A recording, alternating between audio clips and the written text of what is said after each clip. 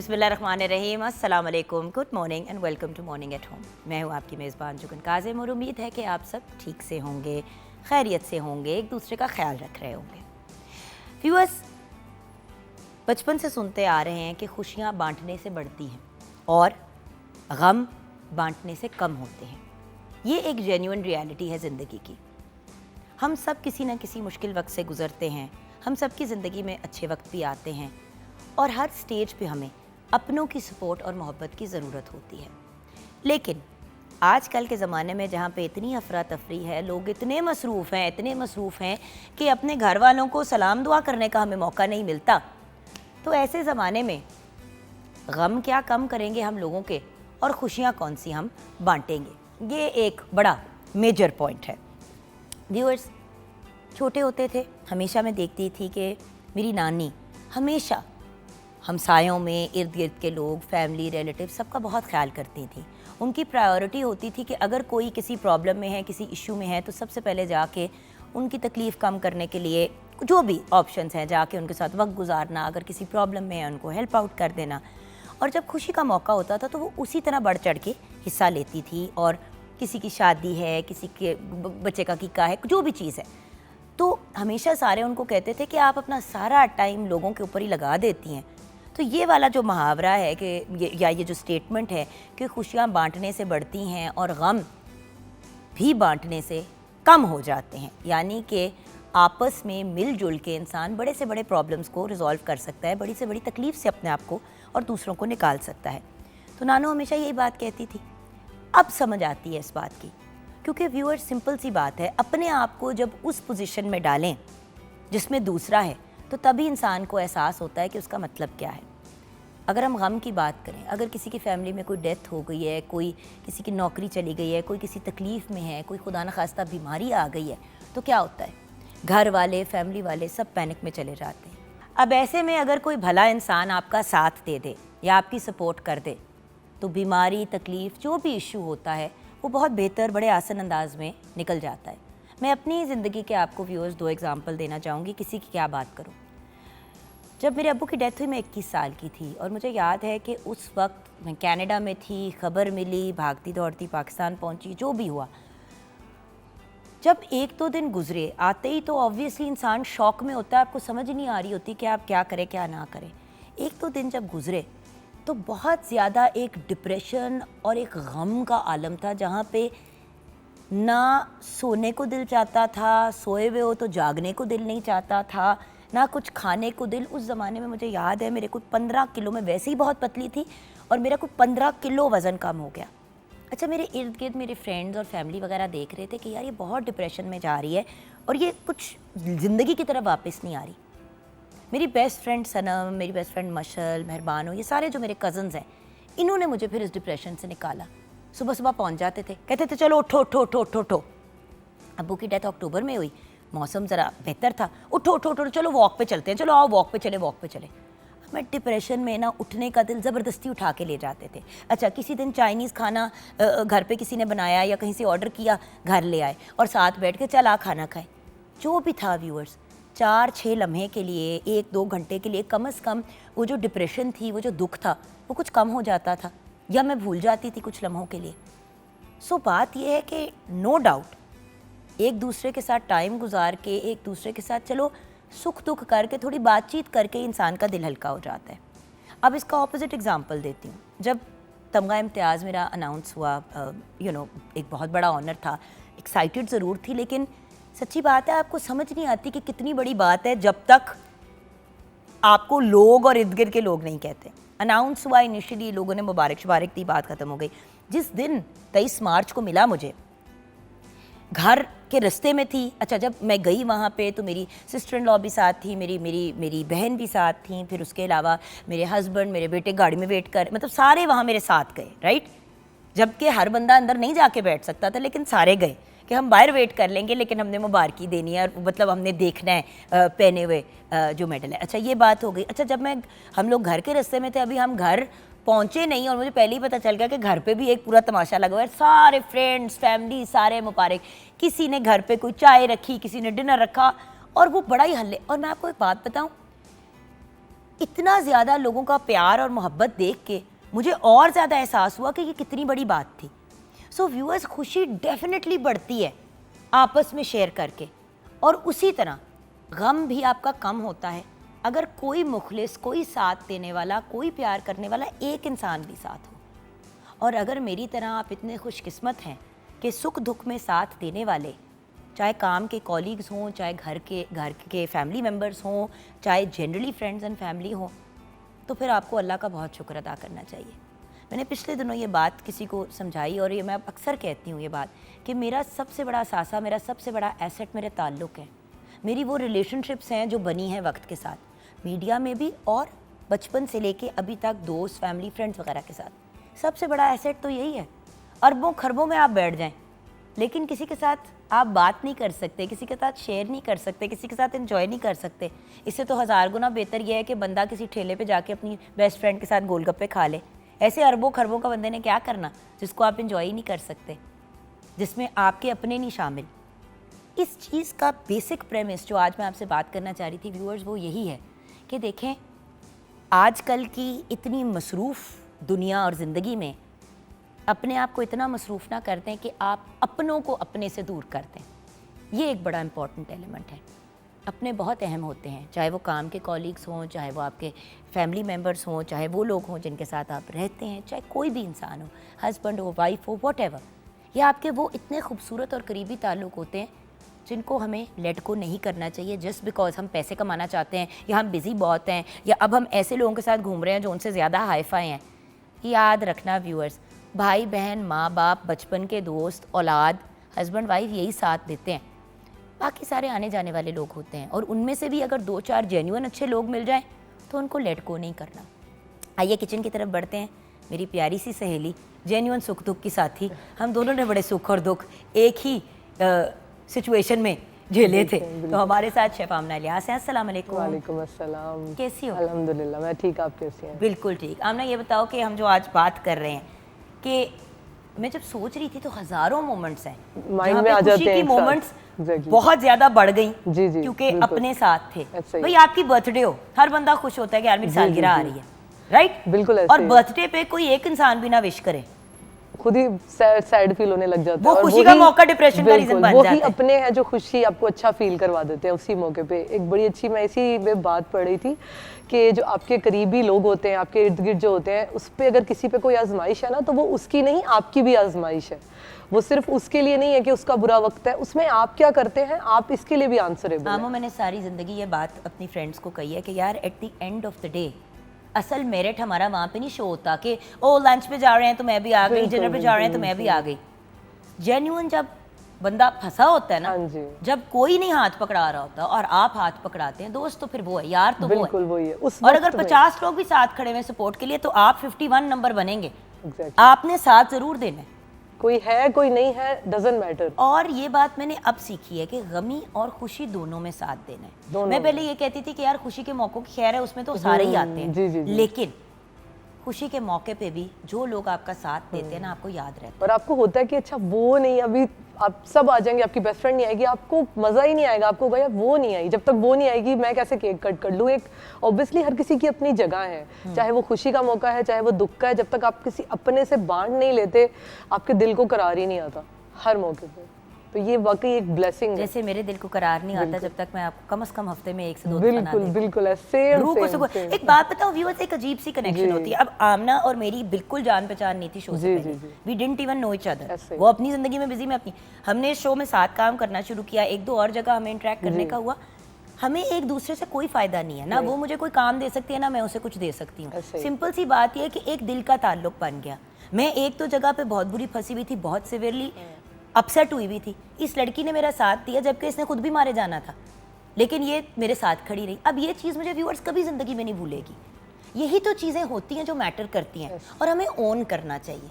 जो इंसान out of the way जाता है फिर उसको हमें ओन भी करना चाहिए। सिर्फ फॉर ग्रांटेड नहीं लेना चाहिए। तो दोस्त ही तो करेगी। जी जी जी। बहुत से दोस्त हैं नहीं अपने करना कभी कभी माँ बाप भी साथ छोड़ देते हैं, तो जो साथ दे उसको याद ज़रूर रखना चाहिए।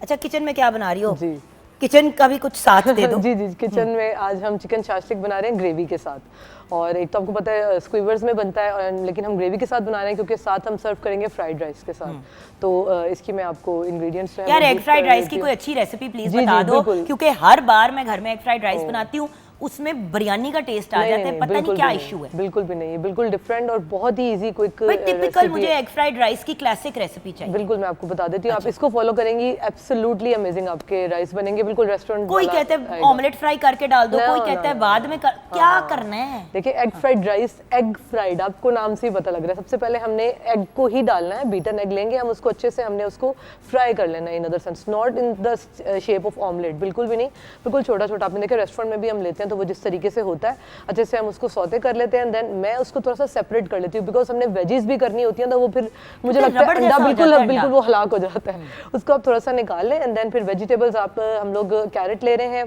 मैंने थोड़ा सा जो है शिमला मिर्च भी छोटी छोटी कट कर लिया, आप लेना चाहें आपकी मर्जी है। साथ में कैबेज ले लिए छोटी छोटी, और उसको भी हमने इसी तरह से चंक्स बना लिए हैं उसके। ये मैं आपको एग फ्राइड राइस की बता देती हूँ। चावल ले लिया है मैंने 2 कप, तेल 2 खाने के चम्मच है, अंडे 2 अदद लिए हैं, बीट कर लेंगे इनको। गाजर 3/4 कप, बंद गोभी भी 3/4 कप है, सफ़ेद मिर्च है आधा चाय का चम्मच, चिकन पाउडर लेनी हूँ 1 चाय का चम्मच, चीनी 1 चाय का चम्मच लिया है, एक नमक लेंगे 1 चाय का चम्मच, हरा प्याज है ये आप स्प्रिंकल करेंगे 3/4 कप है, और तिल का तेल है ये हम ऊपर इसमें जस्ट ड्रिजल करेंगे। एग फ्राइड राइस की मैंने आपको इंग्रेडिएंट्स बता दिए। अब मैं आपको इसके मैं आपको मेथड ब्रीफ कर देती हूँ। जैसे मैंने आपको बताया, एग को हमने अच्छे से थोड़ा सा सोते कर लेना, इसमें हमने उसको सेपरेट कर लेंगे, फिर हम 1 बाय 1 वेजिटेबल्स ऐड करेंगे, सॉल्ट, चिकन पाउडर ऐड करेंगे, थोड़ा सा ब्लैक पेपर या वाइट पेपर आप ऐड कर लें, और जो तिल का तेल है वो आपने इसमें डाल देना है। देन जो राइस है ये मैंने एक करनी, जैसे आपको पता है हम बॉयल कर लेते हैं, ये मैंने बॉयल करके रख ली है, इनको आपने ऐड कर देना है, जो हमने अपना पूरा बैटर बनाया है वेजिटेबल्स के साथ उसमें ऐड करके आपने इसको अच्छे से हम लोग इसको अच्छे से मतलब उछाल के जैसे टॉस करते हैं राइस को, वो करना है। वो चम्मच नहीं चलाएं क्योंकि फिर राइस टूट जाते हैं, वो बहुत बुरा लगता है कि वो लुक ही नहीं आती उसकी, क्योंकि आप राइस डालते हैं वो प्रॉपर पूरा उसका ग्रेन, और उसको अच्छा प्लीज सेला राइस ना डाला करें, बिल्कुल ये काम भी लोग करते हैं, सेला राइस में नहीं अच्छा बनता। और फ्राइड राइस तो बिल्कुल बिरयानी के लिए ठीक है, सही है बिल्कुल। फ्राइड राइस के लिए बिल्कुल आप नॉर्मल अपने राइस लें, बनास्पति ले या एशियन राइस से, दूसरी कोई चीज नहीं, बिल्कुल बहुत अच्छा रिजल्ट आएगा। कुछ भी नहीं, सिर्फ जस्ट आपने इसको मिक्स करना है उसके अंदर, और आपने निकाल लेना है इसको। दम देने की और ये वो करने की कोई जरूरत नहीं होती, बिकॉज राइस आपके कुक हैं, वेजिटेबल्स आपने सौते कर ली हुई हैं ऑलरेडी, एंड देन आप इसको निकाल लें। जो ऊपर से आप थोड़ा सा स्प्रिंग अनियन स्प्रिंकल कर दें तो बेहतरीन आपके जो एग फ्राइड राइस हैं वो रेडी हो गए। और ये by the way in itself भी अगर बच्चे नहीं खाते ग्रेवी वगैरह, तो ये इन इटसेल्फ एक मुकम्मल मील है। थोड़ा सा मतलब आपने अगर एग की क्वांटिटी ज़्यादा कर दी तो चावल और अंडे तो आपको पता है, और वेजिटेबल्स भी उसके अंदर है, तो बच्चों का एक टाइम का निकल जाता है, हो जाता है, रेडी हो जाता है। दूसरा मैं अब आपको जो शाशलिक है उसकी मैं आपको पहले इंग्रेडिएंट्स बता देती हूँ, देन मैं फिर उसकी आपको रेसिपी बताऊंगी। चिकन शाशलिक विद ग्रेवी के लिए हमने ले लिया है मुर्गी का गोश्त ले लेंगे, आधा किलो लिया है, सोया सॉस लेंगे 1 खाने का चम्मच, सिरका आधा खाने का चम्मच है, दाढ़ा मिर्च ले रही हूँ 1 चाय का चम्मच, काली मिर्च पाउडर है आधा चाय का चम्मच, चिकन पाउडर 1 चाय का चम्मच है, लहसुन पेस्ट लिया है 2 चाय के चम्मच, तेल है 2 खाने के चम्मच, शिमला मिर्च प्याज टमाटर 1-1 कप लिया है, तेल लेंगे 2 खाने के चम्मच, लहसुन 2 चाय के चम्मच है, अदरक भी 1 चाय का चम्मच है, केचप ली है 1 कप, चिली सॉस लेंगे 3 खाने के चम्मच, सिरका 1 खाने का चम्मच है, सुर्ख मिर्च पाउडर काली मिर्च पाउडर 1-1 टीस्पून है, सॉल्ट है, और सफ़ेद मिर्च है ये आधा टीस्पून ले रही हूँ, चीनी 1 चाय का चम्मच है, पानी 1 कप लेंगे सॉस बनाने के लिए, चिकन क्यूब ले लें, चिकन स्टॉक ले लेंगे तो वो 1 कप आप ले लेंगे, चिकन क्यूब 1 अदद है, कॉर्नफ्लोर 1 चाय का चम्मच, पानी 3 से 4 खाने के चम्मच, और हरा प्याज। इसके लिए मैं आपको बता देती हूँ, चिकन को पहले आप सेपरेट जो चिकन क्यूब्स हैं उनको आप मैरिनेट कर लेंगे, उसमें हम सॉल्ट, ब्लैक पेपर, लहसुन, अदरक का पेस्ट ये डाल के, और इसको हम लोग रेड चिली मैंने इसमें दड़ा मिर्च जो है वो डाल के मैंने इसको मैरिनेट करके रख दिया। अब इसमें ये होगा कि अच्छे से नमक और जो मसाला है अंदर तक रच जाएगा। उसके साथ हम लोग इसको अब ऑयल लेंगे, पैन में ऑयल डालूंगी, उसमें मैं अच्छे से चिकन को थोड़ा सा अपना कुक कर लूँगी, सौते कर लूँगी, बिल्कुल 100% मैंने कुक नहीं करना, ऑलमोस्ट 70 to 80% मैं इसे कुक करके साइड पे रख दूँगी। दूसरी तरफ मैं जो अपना पैन है ले लूँगी, इसके अंदर मैं डालूँगी ऑयल, एंड देन उसके अंदर मैंने वेजिटेबल्स ऐड करनी है, 1 बाय 1 वेजिटेबल्स ऐड करेंगे। सॉस मैंने साइड पे एक बना ली है अपनी, चिली सॉस लेंगे, केचप ले ली, चिली गार्लिक सॉस ले ली, इन सबको हमने अच्छे से मिक्स कर लिया। और जब मैंने पैन में वेजिटेबल्स अपनी थोड़ी सी सौते कर ली एंड देन मैं उसमें ये ऐड कर दूंगी, ऊपर से मैं इसमें अपना जो सॉल्ट, ब्लैक पेपर और चिकन पाउडर वो ऐड करके, और उसके साथ आप इसमें पानी ऐड कर देंगे, थोड़ा सा ये रनी सॉस हो जाएगी। एंड देन कॉर्नफ्लावर आपने इसमें जैसी भी आपको कंसिस्टेंसी चाहिए वो ऐड कर दें, चिकन ऐड कर दें, और इसमें आपने वेजिटेबल्स बहुत ज़्यादा ओवर कुक नहीं करनी, थोड़ा सा क्रंच होना चाहिए वेजिटेबल्स में, तो एक बड़ा अच्छा फ्लेवर आता है और जो चिकन आपका आपका chicken shashlik with gravy and fried rice ready हो जाएगा। Awesome, that sounds great. और यहाँ पे हम ब्रेक की तरफ बढ़ेंगे व्यूअर्स। ब्रेक के बाद जब वापस आएंगे तो ज़ैनब गोंदल हमें ज्वाइन करेंगी। आज हम सत्तू एंड शुगर केन यानी कि गन्ने पे बात करेंगे। अब चीनी बेचारी की इतनी रेपुटेशन ख़राब है और चीनी आती है गन्ने से। लोग रॉ के फॉर्म में भी उसको पीते हैं, उसका जो होता है, उसका जूस जो होता है, गन्ने के जूस को हम रॉ बुलाते हैं। लेकिन मुझे याद है कि बचपन में बड़ी अजीब अजीब स्टोरी सुनने को मिलती थी। हाँ, वो गन्ने का जूस निकाल रहे थे तो छिपकली मशीन में चली गई तो छिपकली का जूस भी निकल आया, तो डर के मारे हम लोग पीते ही नहीं थे, क्योंकि अक्सर लोग जो हैं वो गन्ने का जूस पी के बीमार हो जाते थे, जबकि सेहत के लिए बहुत अच्छा है। तो ये क्या माजरा है और सत्तू और शुगर केन की यानी कि गन्ने की क्या इंपॉर्टेंस और वैल्यू है और हमें किस तरीके से आजकल उसे यूज़ करना चाहिए, ये ज़ैनब गोंदल हमें गाइड करेगी। आप हमारे साथ रहिएगा।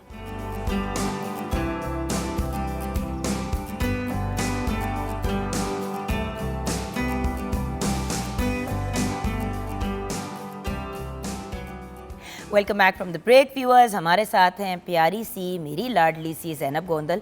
लेकिन यकीनन आज मुझे कंफर्म बात है कि आज जिन टॉपिक्स पे, जैसे कि ब्रेक से पहले आपके साथ शेयर किया कि हम सत्तू पे बात करेंगे और शुगर केन पे यानी कि गन्ने पे।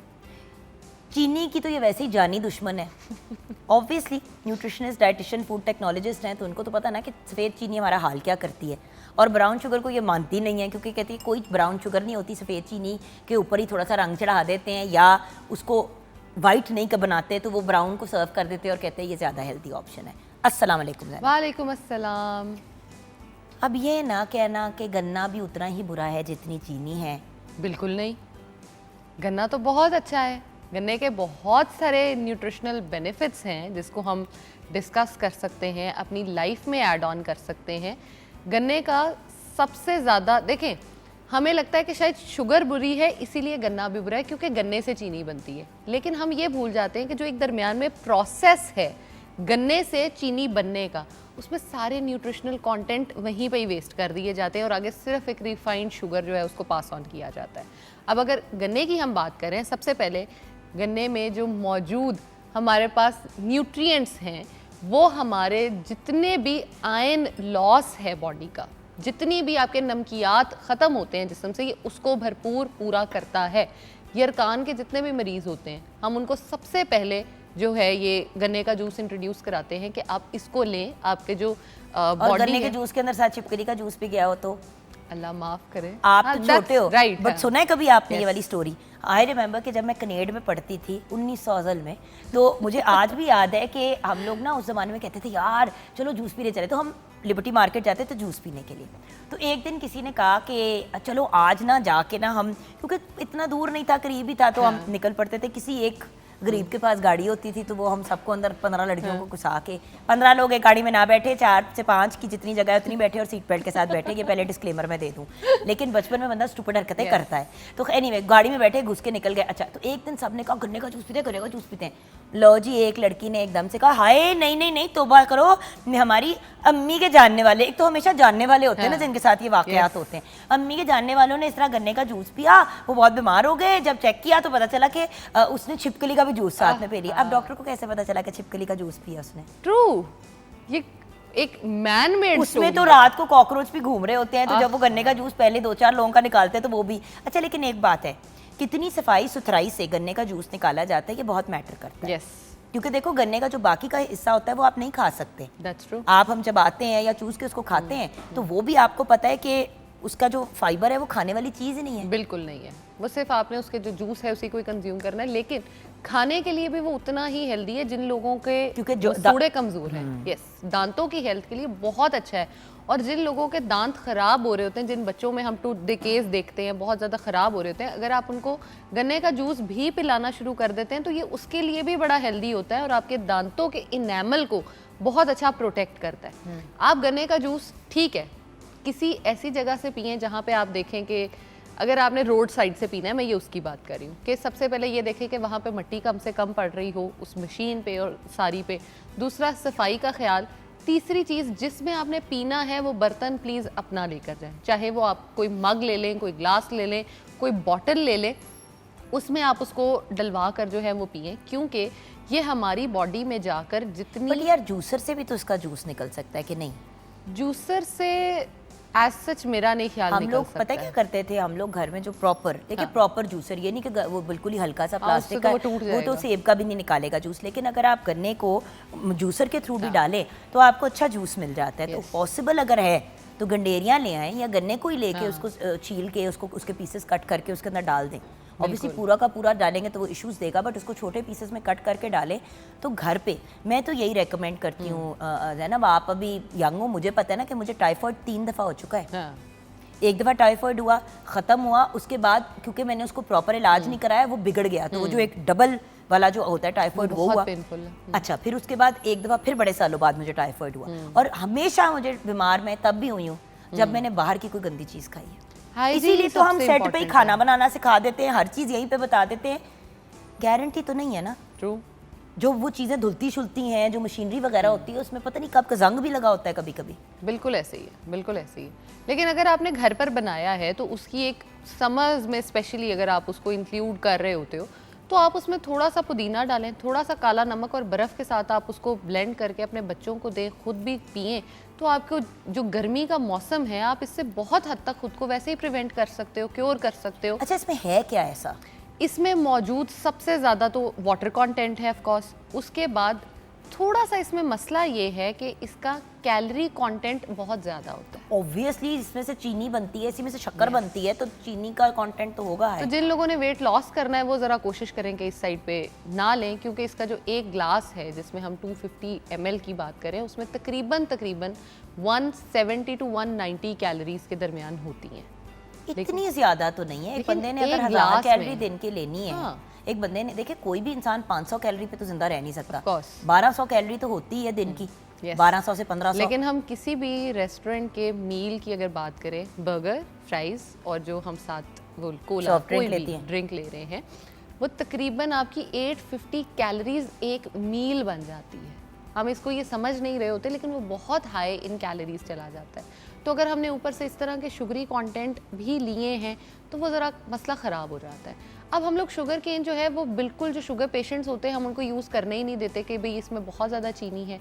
ठीक है, चीनी है, लेकिन अगर वो बंदा शुगर पेशेंट चबा कर उसको खा रहा है तो उसकी पहले ओरल कैविटी जो है वो प्रिवेंट हो रही है। उसके बाद इसके अंदर ऐसे एंजाइम्स मौजूद होते हैं जो आपकी बॉडी में गट हेल्थ जो है उसको इम्प्रूव करते हैं, आपके पेट के जो कीड़े होते हैं उनको मारने में हेल्प करते हैं, आयरन की बॉडी में एब्जॉर्प्शन को जो है वो हेल्प आउट करते हैं। कई जो फ्रूट्स ऐसे या कई चीज़ें ऐसी होती हैं जो प्रिवेंट कर देते हैं कि जी आयरन को बॉडी में एब्जॉर्ब नहीं होने दे रहे होते, ये बॉडी में आयरन को एब्जॉर्ब होने में हेल्प करते हैं। उससे बेहतर फ़ायदा ये होता है कि जो लोग एनीमिया वाली साइड पे जा रहे होते हैं वो उसको प्रिवेंट कर लेते हैं। फिर इसके अंदर पोटेशियम बड़ी अच्छी अमाउंट में मौजूद होता है। पोटेशियम जो होता है वो ये करता है कि आपकी जितनी भी वूंड है यानी चोट लग गई है कोई आपको, अगर वो हील नहीं हो रही, आपकी बॉडी में पोटेशियम की डेफिशिएंसी है, आप अगर इसका कंज्यूम करते हो तो वो आपकी जो चोट है उसको भी रिकवर करने में हेल्प करता है। नंबर 2, आपकी जितनी भी आर्टरीज और वेन्स जो हैं वो तंग हो रही होती हैं, श्रिंक होती हैं, पोटेशियम उनको भी डायलेट करने में हेल्प करता है। जब आपकी वेन्स और आर्टरीज जो हैं वो थोड़ी सी वाइडर हो जाएंगी, इसका मतलब है आपका ब्लड फ्लो प्रॉपर होगा, आपका फैट बॉडी में नहीं जमेगा, आप जो है हार्ट डिजीजेस से बहुत अच्छा बच सकते हैं। ठीक है, लेकिन इसको सिर्फ मतलब जैसे हम अक्सर करते हैं ना बाकी फ्रूट्स के साथ मिलाकर, तो इसको एक तो बाकी चीज़ों के साथ मिलाकर नहीं लेना, दूसरा इसका जूस निकालने के विदिन 10 मिनट्स इसको कंज्यूम कर दें, क्योंकि उसमें मैक्सिमम चीनी है। तो चीनी अगर पड़ी रहेगी तो वो अपनी फॉर्म चेंज कर लेगी और आप उससे फिर तंग होंगे बाद में। क्योंकि बहुत सारे लोगों में मैंने ये देखा है कि वो जूसेस किसी भी फ्रूट का, एप्पल का या कोई भी जूस या शेक बनाकर रख देते हैं कि जी 1 घंटे बाद हम कंज्यूम करेंगे। 1 घंटे के अंदर अंदर उसमें ऐसे बैक्टीरियाज बन जाते हैं जिसने फ्रूट ने आपको फ़ायदा देना था वो उल्टा नुकसान आपको देना शुरू कर देता है। सेम केस गन्ने के साथ है। अगर आपने शुगर केन का जूस लिया है वो वैसे बहुत हेल्दी है आपके लिए, लेकिन अगर आप उसको इसमें रख देंगे, पड़ा रहेगा, तो वो आपके लिए ज़रा काम ख़राब करता है। और दूसरा, इसमें लोग बहुत ज़्यादा गुड़ डाल के इस्तेमाल करते हैं तो वो ऑलरेडी मीठा एक है। मीठी चीज मतलब गुड़ भी उसी से बनता है। यस, तो जब आप रॉ के अंदर मजीद चीनी या गुड़ डाल देते, कितना को मीठा करना है, दिमाग के सेल्स फट जाएंगे। बिल्कुल वो ऐसे कहते ही हैं ना दिल मीठा करना है। यस, वो हो जाता है और आई डोंट नो कि लोग उसको कैसे कंज्यूम करते तो हैं। क्या यही तरीका है एक रॉ को इस्तेमाल करने का या शुगर केन को इस्तेमाल करने का? इसमें हम मैक्सिमम अगर कर सकते हैं वो ये कर सकते हैं कि हम इसको अपने कुकिंग प्रोसेस में ऐड ऑन कर लें। जैसे हम कोई मीठा बना रहे हैं तो उसमें चीनी की जगह जैसे खीर वगैरह कुछ बना रहे हैं तो उसमें, लेकिन उसके टेस्ट का ऑफ कोर्स फर्क होता है, हमें वो पसंद मतलब नहीं आई थिंक शुगर केन तो बाइट सेल्फ। अच्छा, जैसे आपने गन्ने चबाने के बच्चों के लिए, यार हम बड़े हो रहे होते थे तो हम तो खैर उस ज़माने में बॉटल्स होती थी जिसके Yes. ढक्कन खोले जाते थे, वो भी हम दांतों से खोलते थे। खैर ये बहुत गलत चीज़ है क्योंकि वो आपके दांतों को ओवर टाइम बहुत डैमेज करती है। लेकिन आपको बच्चा नहीं खोल बचपन में सकता, गनेरियाँ आपको बच्चा नहीं खोल सकता, बॉटल ऐसे नहीं खोल खोलेगा सकता, उनका दर्द पूरे बतीसी हाथ में आ जाएगी एक। बट इतना भी खैर नहीं होना चाहिए। बट हमें बचपन में सेब पकड़ाए जाते थे कि हाँ। खाओ, काट के छील के, कोई इतने नखरे नहीं हमारे उठाता था। गाजर पकड़ा दी कि भाव जाओ खाओ, भूख लगे जाओ ये खा लो। मतलब बंदा चबा रहा होता था। इसी तरह खीरे पकड़ा देते थे। तर क्या होती है वो हाँ वो जो ग्रीन वाली लंबी Yes, सी तरी होती है, है। तरी, हाँ तरी, वो हम लोग खा रहे होते थे। चलो ये तो फिर भी सॉफ्ट है।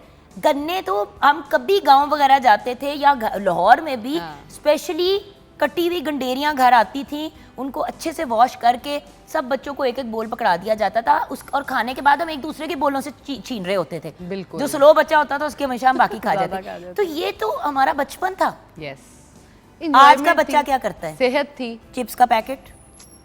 अगर Easy बच्चे को option. हेल्दी स्नैक देना है तो गंडेरियां क्यों नहीं? बिल्कुल। अब तो ऑनलाइन की जो दुकानें होती है जहाँ से आप चीज़ें मंगवाते हैं, आप जब फल फ्रूट मंगा रहे होते हैं तो उसमें गंडेरियों का ऑप्शन आता है। अच्छा, वैसे मैं बड़ी हैरान होती हूँ कि बहुत सारी शॉप्स पे गन्ने का जूस भी अवेलेबल है इन फॉर्म ऑफ बॉटल्स, और मैं उसको देख के अक्सर सोचती हूँ कि ये क्या है। लेकिन लाहौर में काफ़ी सारी ऐसी जगहें हैं जहाँ पर मशीन भी साफ़ है और फ्रेश जूस वो निकाल कर आपको एक साफ बॉटल में डालकर देते हैं कि आप इसको इसी टाइम कंज्यूम करें। हाँ जी, वो सबसे बेहतर ऑप्शन है, आप उसको कंज्यूम कर सकते हो। अब जिन लोगों की आंखों में हम अक्सर बात करते हैं कि पिलाहट आना शुरू हो जाती है और आप जा रहे होते किसी ना किसी डिजीज़ की तरफ, या गर्मियों में स्पेशली आपकी बहुत ज़्यादा जो आईसाइट है, आंखें हम देखते हैं लोग इस तरह से देखना शुरू कर देते हैं क्योंकि आपको डिहाइड्रेशन हो रही होती है। अगर आप गन्ने का जूस पीते हो तो आपकी डिहाइड्रेशन फ़ौरन ख़त्म हो जाएगी। अगर आप वीकनेस फील कर रहे हो जिसमें आपको लग रहा है कि मुझे बहुत ज़्यादा कमज़ोरी हो रही है, क्योंकि हम मोस्टली खाना नहीं खा रहे होते, गर्मियों में खाना खाने का दिल ही नहीं करता। आपका दिल करता है कि आप जूसेस ज़्यादा पियो, लिक्विड्स ज़्यादा लो, जैसे वाटरमेलन है, कल मेलन जैसे है। मेरा इतना दिल चाह रहा था कि कुछ मीठा हो और कुछ ठंडा हो। यस, तरबूज, बेस्ट ऑप्शन। भाई तरबूज खरबूजा घर में देखिए महंगा भी नहीं होता। और प्लीज़ ये जो नॉनसेंस आजकल चल रही है ना कि लोग तरबूज ले रहे हैं उसमें इंजेक्शंस लगा रहे हैं, भाई एक तरबूज पे अगर बेचारे फार्मर ने इतनी मेहनत करनी होगी तो वो फिर महंगा उसको कितना बेचेगा? किसी के पास टाइम नहीं होता इस तरह की चीज़ें करने का। कुछ होती हैं ऊट पटांग चीज़ें, कभी कभार कोई स्टूपिड हरकत कोई कर देता है सिर्फ वीडियो बनाने के पॉइंट ऑफ व्यू से, वायरल होने के लिए। ऐसी कोई चीज़ नहीं है। तरबूज खरबूजा सेफ ऑप्शंस है। अब होपफुली जिस जगह पे अच्छा, आई हैव अ क्वेश्चन। आपने उसमें इंजेक्शन लगाया तो सिर्फ उसका पल्प क्यों रेड हुआ है, उसका जो वाइट वाला छिलका है वो रेड क्यों नहीं हुआ? टीका तो लगा है ना, अब टीके को थोड़ी पता है कि मैंने सिर्फ पल्प को रेड करना है। तो फिर उसका वाइट वाला जो अंदर का हिस्सा है वो भी आप उसको रंग बिरंगा फिर कर दे। हाँ जी। बात ये कि देखिए ये चीज़ें आजकल तो ये ट्रेंड बन गया ना। ये Exactly. ट्रेंड बन गया कि जो चीज़ आपको वायरल करेगी उसको वो कर दो। और आजकल क्योंकि खाने पीने की जगहों की और खाने पीने की चीज़ों की कमबख्ती आई हुई है, Yes. बेसिकली हम अपने आप को स्टेज पे ला रहे हैं कि जहाँ पे हम हर चीज़ खाना पीना छोड़ दें ऐसे ही है। और भूखे मरें अच्छा, और कैप्सूल्स पे आ जाए। ये आपने नोटिस किया कि हर कुछ टाइम के बाद एक ट्रेंड आता है जिसमें आई डोंट कभी नो, कुकड़ी के दुश्मन, कभी Exactly. अंडे के दुश्मन, कभी मटन के दुश्मन, कभी बीफ के दुश्मन। मतलब ये तो मीट्स हो गए। उसके बाद हर फल वेजिटेबल के, फलों के, सिर्फ प्रॉब्लम जो है वो बाय द एंड यही है कि नेचुरल चीज़ों से किसी तरह लोगों को दूर कर दिया है। हाँ, और आपको इस साइड पे लाया जाए कि आप जो है ना वो रेडीमेड चीज़ें खा के एक रेडीमेड इंसान बने। देखिए गन्ने का जूस रॉ आप बड़े आराम से घर में भी निकाल सकते हैं या किसी साफ सुथरी जगह से भी जाके ले सकते हैं। अब उसको भी बॉटल लेना अपनी ज़ात के साथ जाती है। बड़ी जगहें हैं जहाँ पे जूसेस बिक रहे हैं, 3 जूसेस की कॉम्बिनेशन बॉटल्स में लोग बेच रहे हैं। अब वो कब बना, वो कब रखा गया, You never know. अगर उसकी एक्सपायरी डेट 5 दिन बाद की भी है और आप चौथे दिन उसको यूज़ करते हैं तो 4 दिन से वो उस बोतल के अंदर रुल रहा है, क्या को उसमें बचना है? सबसे बड़ी चीज़ हमें पाकिस्तान में रहते हुए ये सोचनी चाहिए कि गर्मी की शिद्दत और वो जूस कभी भी शेल्फ लाइफ आप मेंटेन नहीं कर सकते। ब्रेक की तरफ जाएंगे, ब्रेक के बाद जब वापस आएंगे तो सत्तू की बात करनी है। आखिर ये होता क्या है, Done.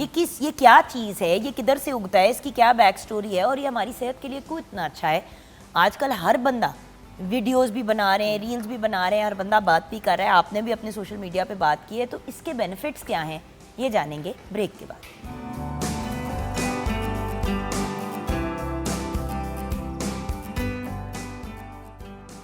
Welcome back from the break viewers. अब हमने ये तो इस्टेब्लिश कर लिया है कि हमने गन्ने का जूस पीना है, लेकिन ये याद रखना है कि ऑलमोस्ट 2000 कैलोरीज आप एक्स्ट्रा, 2000 कह रही हूँ, ऑलमोस्ट 200 कैलोरीज आप ले रहे होंगे जब आप 250 ml का ग्लास पियेंगे। सो आप आधा ग्लास भी पी सकते हैं अगर आप थोड़े डाइट कॉन्शियस हो रहे हैं। बच्चों को बेशक पूरा ग्लास पिलाएं, बच्चे चाहे गर्मी हो सर्दी हो उछलते कूदते ही रहते हैं। बिल्कुल, एग्जैक्टली। सो अब ये मुझे बताइए कि सत्तू, जिसपे जो सेकंड टॉपिक है हमारा आज का, उसके क्या बेनिफिट्स हैं? सत्तू मेरा अपना एक बड़ा फेवरेट चीज़ है या टॉपिक है, और आजकल अगर आप देखें तो हर दूसरा, चाहे वो एक्टर है या जो जिम गोइंग पर्सन है ना, आप उसको देखेंगे कि वो सत्तू के लिए क्रेजी हुआ हुआ है। रीज़न क्या है? इसका बेसिक रीज़न ये है कि ये फुल ऑफ प्रोटीन है। बहुत सारे लोग जो हैं वो प्रोटीन एज सच अपनी डाइट में ऐड ऑन नहीं कर पाते। अच्छा, प्रोटीन क्यों है ये भी बता देती हूँ। Very strange. यस, प्रोटीन इसलिए है क्योंकि अच्छा, अब ये डिफरेंट जगहों पे डिफरेंट चीज़ों से बना हुआ मिलता है। अब इसमें ये जौ का भी होता है, आटे से भी आजकल लोग बना रहे हैं, लेकिन आई फील लाइक जौ वाला ज़्यादा ताकतवर है। उसी तरह जिस तरह हम जौ के दलिए की हमेशा बात करते हैं कि जौ Exactly. के दलिया अगर खाना है तो जौ का दलिया लें। बिल्कुल, जौ का जो है, और उसके साथ इसमें जो चने की वो एक खासियत डाली जाती है, चनों की दाल के साथ उसको जो वो बनाया जाता है, वो इसके साथ बड़ा ही एक अच्छा, मुझे बिल्कुल नहीं पता। हाँ। सत्तू एक ऐसी चीज़ है जो हमारे घर में बहुत इस्तेमाल नहीं होती थी। जब मैंने पीटीवी पे काम करना शुरू किया और जब यहाँ पे हमारे तो लोग अक्सर पी रहे होते थे उसमें शक्कर डाल हाँ। के, तो मैं कहती थी ये क्या चीज़ है। तो मुझे थोड़ा बताओ कि जब हम सत्तू खरीदते हैं तो उसमें क्या क्या शामिल होता है, और अगर घर पे बनाना हो तो क्या तरीका है उसका? ये एज सच पाउडर की फॉर्म में हम बाहर से ही ख़रीदते हैं, क्योंकि वो दाल और वो उसमें जौ के साथ मिक्सचर ही बनाकर मिलता है। लेकिन आप ये देखें कि आप किसी अच्छी जगह से उसको ख़रीदें ताकि आप एक हेल्दी वर्जन जो है उसका वो लेकर आएँ। बनाने का तरीका बहुत सिंपल है। आप 2 चम्मच जो है वो अपने सत्तू के लें, 1 चम्मच जो है आप अपना शक्कर का लें, और उसके अंदर आप ठंडे पानी के साथ उसको मिक्स करके लें तो बहुत ही मज़ेदार बनता है। लेकिन हाई इन कैलोरी, मुझे पता था अगली बात हाई यही इन आएगी कैलोरी मतलब इसमें कैलोरीज कितनी ज़्यादा होंगी? कैलोरीज ज़्यादा होंगी। डायबिटीज़ वाले पेशेंट कैसे लेंगे? क्या मुझे पता है कि आप इधर आ रही हैं। मैं बाय द वे रॉ का भी बता दो, डायबिटीज़ का पेशेंट ले सकता है? नहीं। डायबिटीज़ का पेशेंट अगर रॉ लेना चाहता है तो उसमें यह है कि 1 ग्लास लें, उसको आइस से फुल करें, बहुत ज़्यादा आइस डालें और उसमें थोड़ी सी रॉ डालें ताकि आपको ये लगे कि अच्छा यार एक बेसिकली ना पिए। अच्छा, हाँ, आगे बढ़ते हैं। हाँ, मतलब ये क्या बात हुई? ऑब्वियसली जिस चीज़ से चीनी बनती है वो चीज़ डायरेक्ट बहुत एक मीठा है। डायबिटिक बंदा नहीं ले सकता। और सत्तू का हम किस तरह फिर यूज़ करें अगर आप डायबिटिक है तो? क्योंकि Diabetes- उस पे पाउडर में तो कोई मसला नहीं है, Yes. मसला तो उसके अंदर है जो आप ऊपर से शक्कर और चीनी डाल रहे हैं। बिल्कुल वो स्प्लेंडा से भी बना सकते हैं। स्प्लेंडा से बना सकते हैं, आप उसको बना सकते हैं, स्टीविया से बना सकते हैं, और इसका एक और वेरिएंट आता है जिसको हम मोस्टली कैंसर पेशेंट्स के लिए भी बताते हैं, रिकमेंड करते हैं। वो ये है कि आप सत्तू लें, उसको आप नमक के साथ जो है वो बनाएं। ठीक है, नमक के साथ बनाने से ये होगा क्योंकि एक दफ़ा जहर जैसा टेस्ट होना नमक के साथ, देखिए जहर जैसा। जो कैंसर पेशेंट्स हैं उन लोगों में रेड ब्लड सेल्स की जो प्रोडक्शन है वो बहुत स्लो डाउन हो जाती है। उनमें जो वाइट ब्लड सेल्स की प्रोडक्शन है, जिन्होंने फाइट और फ्लाइट करना है, वो बहुत कम हो जाती है। सत्तू एक ऐसी चीज़ है जो आपकी बॉडी में रेड ब्लड सेल की प्रोडक्शन को बहुत ज़्यादा इन्हांस करती है। अब अगर आप उसको शक्कर के साथ दोगे तो चीनी जो है वो रेड ब्लड उसको कैंसर सेल्स को मल्टीप्लाई करने में बहुत ज़्यादा काम करती है। अब हमने मल्टीप्लिकेशन भी रोकनी है और रेड ब्लड सेल्स की प्रोडक्शन भी करानी है, तो हमें चेक एंड बैलेंस के साथ चलना पड़ेगा। इसलिए आप उसको अगर नमक के साथ, नमक सादा नहीं पसंद, काला नमक इस्तेमाल किया जा सकता है, थोड़ा सा आप उसको बर्फ़ के साथ इन्हांस कर सकते हो उसका टेस्ट। थोड़ा सा मसाला अगर आपको पसंद आता है, काली मिर्च टाइप, वो ले लो। मतलब कुछ इस तरह से कि आप उसके टेस्ट को बेहतर कर लो। नींबू डाल लें। सत्तू क्या बच्चे और बुजुर्गों के लिए एक अप्रोप्रिएट चीज़ है? बेस्ट चीज़ है, वन ऑफ बेस्ट चीज़ें जो आप एक बंदे को दे सकते हो, क्योंकि मैंने कहा फुल ऑफ प्रोटीन है, तो यानी आपकी हड्डियों के लिए बहुत अच्छा है, आपके मसल्स के लिए बहुत अच्छा है। और दूसरा, जो हम सारा दिन रोते रहते हैं ना, मेरी स्किन नहीं अच्छी हो रही, मैं क्या करूं, तो गर्मियों में स्किन ज़्यादा ख़राब हो रही होती है बनिस्बत पूरे साल के। तो ये जो आपका सत्तू है ये स्किन को बहुत ज़्यादा जो है ना वो रिजुविनेट करने में हेल्प आउट करता है। तो आप सत्तू को ज़्यादा से ज़्यादा इस्तेमाल करें। और जिन लोगों में हम देखते हैं कि वो बहुत ज़्यादा कमज़ोरी का मैं आपको शिकार यही होते कहने हैं। लगी थी, देखो आजकल एनर्जी ड्रिंक्स का बड़ा रुझान है। हाँ जी। तो क्या सत्तू से कोई एनर्जी ड्रिंक नहीं बनाई जा सकती जो अनहेल्दी ना हो?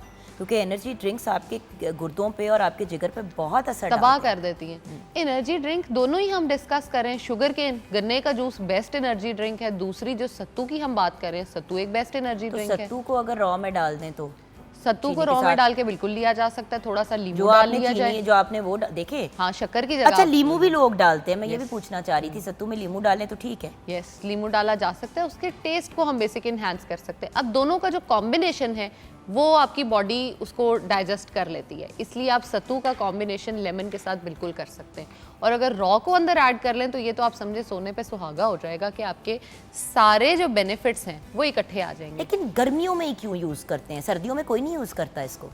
Very good question. इसलिए यूज़ करते हैं क्योंकि गर्मियों में हमारी जितनी भी बॉडी के आप समझे न्यूट्रिएंट लॉस है वो पसीने की सूरत में ज़्यादा होता है। आपकी बॉडी जो है, आप ये देखेंगे, आप अभी फेस वॉश करके बाहर आए हैं, 15-20 मिनट के बाद वो फिर से एक जो है ना ऑयली सी सीबम प्रोडक्शन जो है वो ज़्यादा हो गई हुई होती है आपकी स्किन पे, तो वो एक बड़ा काम ख़राब हो रहा होता है। अब सत्तू के अंदर विटामिन ए बहुत अच्छी अमाउंट में मौजूद है, विटामिन बी कॉम्प्लेक्सेस जो हैं वो बहुत अच्छे तो मुंह पे हैं। क्यों नहीं मल लेते फिर हम? लगा सकते हैं हम उसके पैक्स में, जहाँ पे हम बेसन ऐड करते हैं। जिन लोगों को बेसन सूट नहीं करता वो सत्तू ऐड कर सकते हैं और उसको आप अप्लाई कर सकते हैं, लेकिन प्लीज़ पैच टेस्ट करके सूट करे तो उसको अप्लाई करें, अदरवाइज मत अप्लाई करें। सही। टोटली डिपेंड करता है ना कि आपकी स्किन टाइप उसको कैसे एक्सेप्ट कर रही है। जैसे मैंने एक दफ़ा किया कि भाई मैं ना, मेरी स्किन बहुत ज़्यादा टैन हुई हुई थी। अब मैंने टैनिंग के लिए ये देखा कि विटामिन सी किस चीज़ में होगा, मैं उसको किस तरह से करूं। मैंने टमाटर का थोड़ा सा वो पेस्ट लिया, थोड़ा सा जो है ना मैंने ये लिया, चावल का आटा लिया, और इसके अंदर ना मैंने आधी चम्मच से भी कम ड्राई मिल्क पाउडर डाला। बाय द वे, जिसकी स्किन को बेसन नहीं सूट करता, यूजुअली उनको चावलों का आटा सूट कर जाता है। सो ये एक मैं ज़रूर आपको तो मेरी स्किन उससे इतनी ज़्यादा वो टैनिंग जो है वो ख़त्म हुई और उसका बेहतर रिजल्ट्स मुझे मिले कि मुझे ये फील हुआ कि हम लोग बचपन से सुनते हैं जी चीनी को और लीमू को मिलाकर तो स्क्रब, खैर वो तो बहुत ही जालिम हो जाता है फेस के लिए, स्पेशली बॉडी पे वो आप कर बाय द वे सकते हैं। हैंड्स एंड फीट के अलावा आपको नहीं यूज़ करना चाहिए। Exactly. चीनी वाला स्क्रब है वो बॉडी के लिए ठीक रहता है, लेकिन बॉडी के भी सॉफ्ट एरियाज पे नहीं। जैसे कि आपने नीज पे यूज़ कर लिया, आपने एल्बोज Elbow पे पे। यूज़ कर लिया, Knuckles पे कर लोअर लें। लेग्स, एंकल्स, हाथों पे, लेकिन प्लीज़ चीनी वाले स्क्रब मुंह और गले के लिए मत यूज़ किया करें। यस, तो अच्छा उससे मेरी अनलेस टैनिंग, आप शक्कर से बनाएं, वो क्योंकि नरम होती है तो आप यूज़ कर सकते हैं, लेकिन उसका भी एक तरीका होता है। शक्कर कोशिश करें कि आप प्योर अगर ढूंढ सकते हैं कहीं से, जिसको हम मैं उस दिन एक जगह पे पढ़ी थी, देसी खंड के नाम से उसका जो है ना वो बड़ा एक कॉन्सेप्ट चलता है और आजकल वो मिलती भी सॉर्ट ऑफ इसी उससे, तो वो बड़ी नेचुरल और वो है। मैं अपने पापा को ना ज़रा, वो प्री डायबिटीज़ में फॉल कर रहे थे, तो खैर डायबिटीज़ में थे, मैं उनको प्री में लाई और अब मैं उनको नॉर्मल ला चुकी हूँ, अल्हम्दुलिल्लाह अल्हम्दुलिल्लाह, अल्लाह ताला उनको सेहत ज़िंदगी तंदुरुस्ती दे दे, सेहत। आमीन। तो उनको बड़ी पसंद थी कि जी मैं ना गुड़ शक्कर खाऊं, क्योंकि वो, मैंने इस पे आज तक रिसर्च नहीं कोई पढ़ी, इसलिए मैं उसको उसमें बात नहीं कर सकती, लेकिन वो हमेशा ये कहते थे कि खाना खाने के बाद अगर मैं गुड़ खा लेता हूँ तो मेरा खाना बहुत जल्दी डाइजेस्ट हो जाता है। फिर बाद में मैंने इस पे रिसर्चेस ये पढ़ी। fact है। यस, ये मैंने फिर fact है। रिसर्चेस पढ़ी तो वो होता है। सुन्नत भी है। यस, तो वो होता था, लेकिन अब गुड़ प्योर नहीं मिल रहा होता था। तो फिर उनके लिए मैंने वो काफ़ी ढूंढ ढांड के जब मैं लेकर आई तो उससे उनकी डायबिटीज़ का जो क्योंकि लेवल लोग था, मीठा सोडा डाल देते हैं, उसका रंग काट देते हैं, पता नहीं क्या, भाई ब्राउन है सफ़ेद है क्या फ़र्क पड़ता है। एक्चुअली जो डार्क ब्राउन कलर का की शक्कर होती है, हाँ, yes. वो ठीक होती है। मतलब, सफ़ेद हाँ, वाली में उन्होंने वो डाला हुआ होता है, added होते हैं एडिड उसमें, चीज़ें yes. होती हैं उसके अंदर। तो अब उसमें अच्छा, जब हम लोग गुड़ के बाद पापा का चेक कर रहे थे लेवल्स, वो लेवल्स बढ़ रहे थे बहुत ज़्यादा, शुगर स्पाइक बहुत ज़्यादा आ रही थी, लेकिन हमने जब वो वाली जो मैं कह रही हूँ ढूंढ के हम लाए वो खंड, देनी शुरू हाँ। की, यस, तो उससे शुगर लेवल स्पाइक ही नहीं कर रहा था। हालांकि दे तो हम मीठा ही रहे थे ना, लेकिन शुगर लेवल स्पाइक ही नहीं किए। देखिए हर मीठा भी इक्वल नहीं होता। तरबूज में, रॉ में, सफ़ेद चीनी में, शक्कर में, चावल में जो शहद आप में। मीठा ले रहे हो और आप बिसाइड दाल चावल जब खा रहे हो, दोनों का ग्लाइसेमिक इंडेक्स में एक जमीन आसमान का फर्क आ जाता है। चावलों का ग्लाइसेमिक इंडेक्स हाई है, दाल का ग्लाइसेमिक इंडेक्स लो है। जब हाई और लो वाली चीज को आप मिलाकर खाओगे तो वो बैलेंस आउट हो जाएगा। और वो आपको तंग नहीं करता, और इसीलिए तो अक्सर लोग जब वेट कम कर रहे होते हैं कहते हैं मैं तो ये बट दाल चावल नहीं मैंने छोड़ी। और सच्ची बात बताऊं, मुझे रोटी से वेट चढ़ता है। हाँ, मैंने ये रियलाइज़ कर लिया, चावल मुझे नहीं तंग करते। रोटी से डायबिटीज का जो आपका शुगर कंटेंट है वो कितना हाई जाता है। हाँ, लेकिन डायबिटिक बंदा भी अगर हो तो उसको भी चावलों का थोड़ी सी एहतियात करनी चाहिए। आप उसके लिए जौ या जई का आटा जो है उसका बेहतरीन इस्तेमाल कर सकते हैं, क्योंकि डायबिटीज़ में देखें हम लोग ये नहीं कह सकते कभी भी कि कोई भी इंसान टोटल कट डाउन कर दे हर चीज़ पे। और मैं इस चीज़ को बिल्कुल भी कमांड नहीं करती या नहीं कहती कि आप छोड़ें, हर चीज़ खाएं, एतदाल में रहकर खाएं। अगर आप अपनी सिर्फ एक वीट की जो रोटी है, बहुत सारे लोग एलर्जिक भी होते हैं, उनको ग्लूटेन सूट नहीं करता, अगर आप जौ की रोटी पे आ जाते हैं तो ये तो बेस्ट वर्जन है कि आप उसको इस्तेमाल कर रहे हो। खजूर जो है आप उसको इस्तेमाल कर रहे हो। आप सत्तू की जैसे हम बात करें, अगर आप खजूर के पानी को थोड़ी देर खजूर को पानी में रख दें और उसी पानी में आप बाद में सत्तू ऐड कर लें खजूर मैश करके, तो एक आपके बच्चे के लिए पूरा टोटल पावर पैक है। वो गर्मी उसको जो लग रही है या वो जो बहुत ज़्यादा खेलने कूदने में करना तो चाहता है लेकिन उससे हो नहीं रहा। अच्छा, अगर सत्तू को हमने एनर्जी ड्रिंक फॉर्म में, जिस तरह ये यंग बच्चे हर वक्त कहते हैं कि हम पढ़ रहे हैं whatever, तो उनको क्या बना के दें? कॉम्बिनेशन दो। खजूरें, हाँ, इंजीर, सत्तू, एक तो ये हो गया।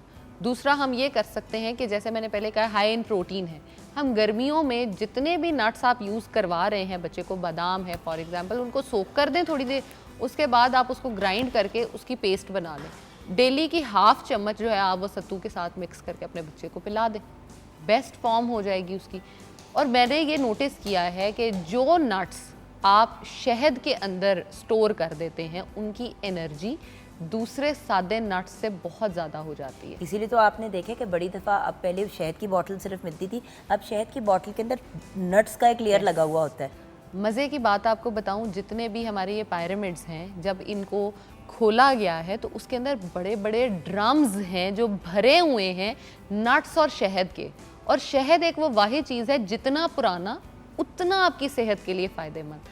और वो वाले जो नट्स हैं वो लिटरली इतने एक्सपेंसिव बिक रहे हैं वो वाले, कि शायद मैं और आप तो सिर्फ सोच या इमेजिन ही कर सकते हैं, हम खरीद नहीं सकते उनको। मैंने सोचना भी नहीं है, मैं तो यही सोच सोच के कि इतनी पुरानी चीज़, पता नहीं पुराने ज़माने की सूंडियाँ पड़ ये जाएंगी जो पेट हमारा में। ओसीडी है ना, ये एक्टिव हो सॉरी, जाता है। तो सफाई सुथराई के मसाइल नहीं ख़त्म हो रहे इस वक्त। अच्छा, एंड में हमारे व्यूअर्स को क्या कहना चाहोगी जना? एंड में व्यूवर्स को मैं दोनों ये के कहना point of view से, चाहूँगी हाँ। कि आप लोग डब्बे में जो बंद चीज़ है उसका इस्तेमाल अगर छोड़ दें, और जो आपके सामने चीज़ है आपको पता है कि इसमें क्या चीज़ डाली गई है, कितनी मिकदार में है और क्या क्या है, वो सबसे बेहतरीन है। प्लीज़ उसको ऑप्ट करें, और बजाय बंद डब्बे में चीज़ें जिसका पता ही नहीं है उनको मत खाएं। सब्जियां खाएं, फ्रूट्स प्योर खाएं, फॉर्म में चीज़ें वेजिटेबल्स लेना। खाएं। मतलब आजकल तो मैंने जैसे सफ़ेद चने भी टिन में लोग खरीद रहे हैं। मटर, मटर, स्ट्रॉबेरीज। मैं उस दिन सुन के हैरान रह गई, मैं कहीं बैठी हुई थी तो उन्होंने कहा स्ट्रॉबेरी का जूस पियोगे? मैंने कहा अब तो स्ट्रॉबेरीज नहीं आ रही। नहीं, फ्रोजन है। नहीं ना, उन्होंने मुझे कहा हम ना मार्केट से टिन में लेकर आए। मैंने कहा नहीं, आई एम सॉरी, मेरे लिए नहीं। आय हाय, टिन वाली वो स्ट्रॉबेरी, तो वो बेसिकली स्ट्रॉबेरी का सिरप बना हुआ होता है, अजीब सा रंग डाल के। मैं कहा नहीं, मैं वो नहीं लूंगी। अगर फ्रीजर में पड़ी हुई है तो हाँ उसका बना दो। यू सी, बिकॉज अब कुछ ऐसी कंपनीज हैं जो फ्रोजन आपको फ्रूट्स भी दे रही हैं, जिसमें आम, गर्मियों में सर्दियों में बहुत से लोगों ने आम खाने की, बेरीज, ब्लूबेरीज हमें मिल जाती हैं, ब्लूबेरीज मिल जाती है, मिक्स्ड बेरीज आपको मिल जाती हैं, तो ये बड़े अच्छे ऑप्शंस हैं एंटीऑक्सीडेंट्स के पॉइंट ऑफ व्यू से भी। देखिए व्यूअर्स, अल्टीमेटली वही बात जो ज़ैनब और मैं बार बार कहते हैं कि एफ़र्ट आपने करनी है, तशख़ीस आपने करनी है, हम आपको इन्फॉर्मेशन दे सकते हैं, लेकिन एंड में आप किस चीज़ को कैसे कंज्यूम करते हैं ये टोटली आप पे डिपेंड करता है। और आपकी और आपके पूरे ख़ानदान की हेल्थ आपके ही हाथ में है। कम से कम अवेयरनेस तो देना कि आगे जाके आपके बच्चे हेल्दी चॉइसेस की तरफ जाएं। बिल्कुल। और जैसे कि बहुत सी चीज़ें कही जाती हैं लोगों को चीज़ों से हटाने के लिए। एक वक्त पे ये रॉ की बात हुई, बहुत से लोगों ने गन्ने का जूस पीना छोड़ दिया, जबकि उसके बहुत से फ़ायदे हैं। अब इसी तरह सत्तू जो है कि ये क्या पेंडू पुराने ज़माने की चीज़, यही चीज़ें हैं जिनको मॉडर्न नाम दे के, अंग्रेज़ी नाम दे के वेस्ट में इस्तेमाल किया जाता है। और वो इसके फ़ायदे उठा रहे हैं, और जहाँ से और जिस कल्चर से ये चीज़ें बिलोंग करती हैं वो वहीं रोल रही हैं। सो ये एक बड़ी ट्रैजिक बात है अपनी चीज़ों के खुद फ़ायदे लेना सीखें, ये एक इम्पॉर्टेंट एलिमेंट है। Thank you so much Zainab. You welcome. फिर उस ब्रेक की तरफ जाएंगे। ब्रेक के बाद एक बड़ी ही इम्पॉर्टेंट टॉपिक पे डिस्कशन है और वो है घर बनाना। हर इंसान का ख्वाब है कि उसकी अपनी छत हो, लेकिन आजकल के ज़माने में अपनी छत बनाना मुश्किल सी बात है। चले जानते हैं कि हमारे एक्सपर्ट्स इसके बारे में क्या कहते हैं ब्रेक के बाद।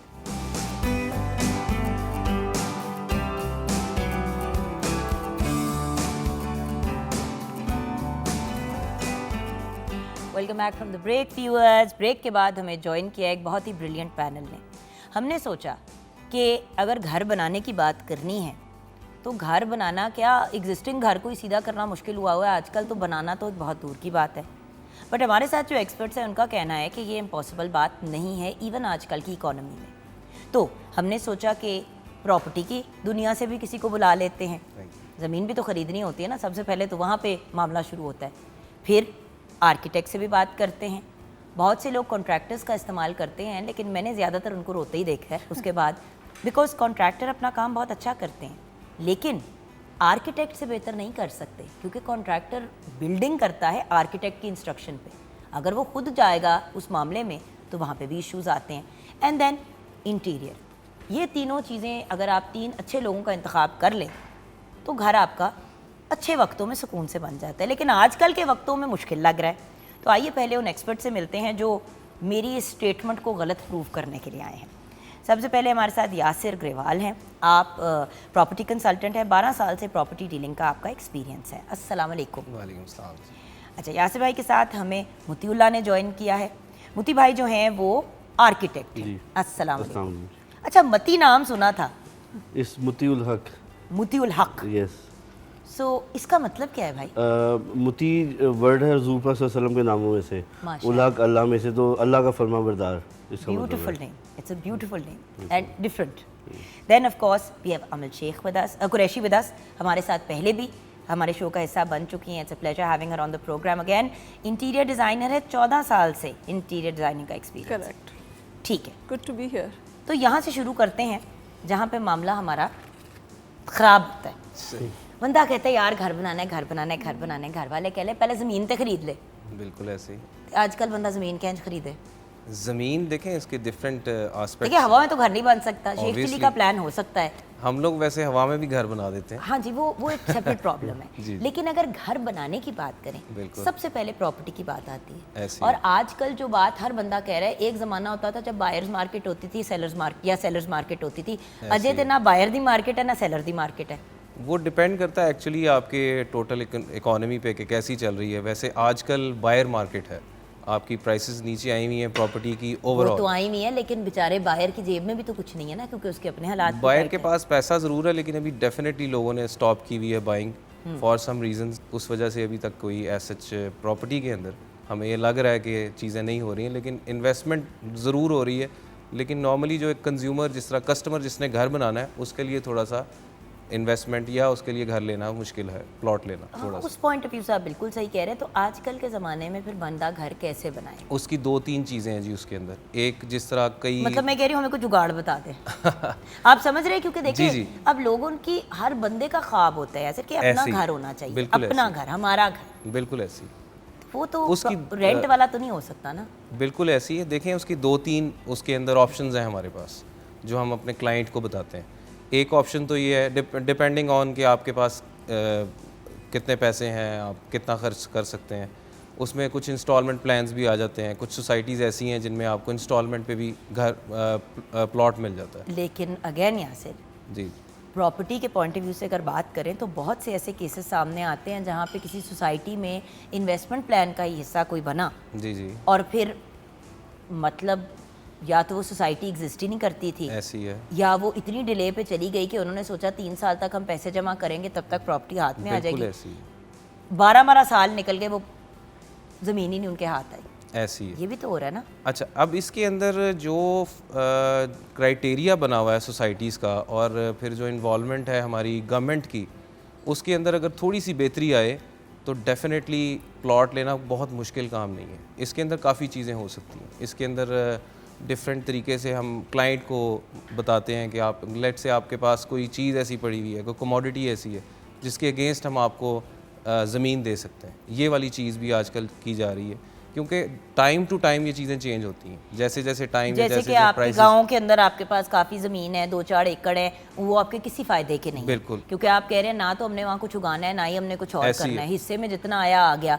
अब वो अगर किसी को आप दे के उसकी जगह किसी और जगह पे, बिल्कुल ऐसी ये फार्मूला ये अभी मार्केट में बहुत ज़्यादा अभी हम उसको स्टार्ट कर चुके हैं, लेकिन उसमें यह है कि अगर आपके पास कोई ऐसी चीज़ है जो आपके यूज़ में नहीं है लेकिन वो हम यूज़ कर सकते हैं, तो हम आपके साथ एक कॉन्ट्रैक्ट ऐसा साइन करेंगे जिसमें हम वो आपसे चीज़ ले लेंगे और बाकी जो आपकी जो बकाया रकम रह जाएगी उसकी हम इंस्टॉलमेंट प्लान आपको दे देंगे। अच्छा फ्यूज, मैं एक बात बताऊँ, ये चीज़ मैं रिसेंटली कर चुकी हूँ। मेरे पास एक जगह पे एक प्लॉट था 1 कनाल का, वो मैंने काफ़ी देर से लिया हुआ था और उसने जितना अप्रिशिएट करना था, खैर अप्रिशिएशन तो होती रहती है, ऐसी मुझे लगा कि यार ना तो मैंने अभी इस पर कुछ बनाना है, बार बार लेटर आ रहा है कि भाई अब आपने अगर इस पर कुछ बनाना है तो आप बना लें।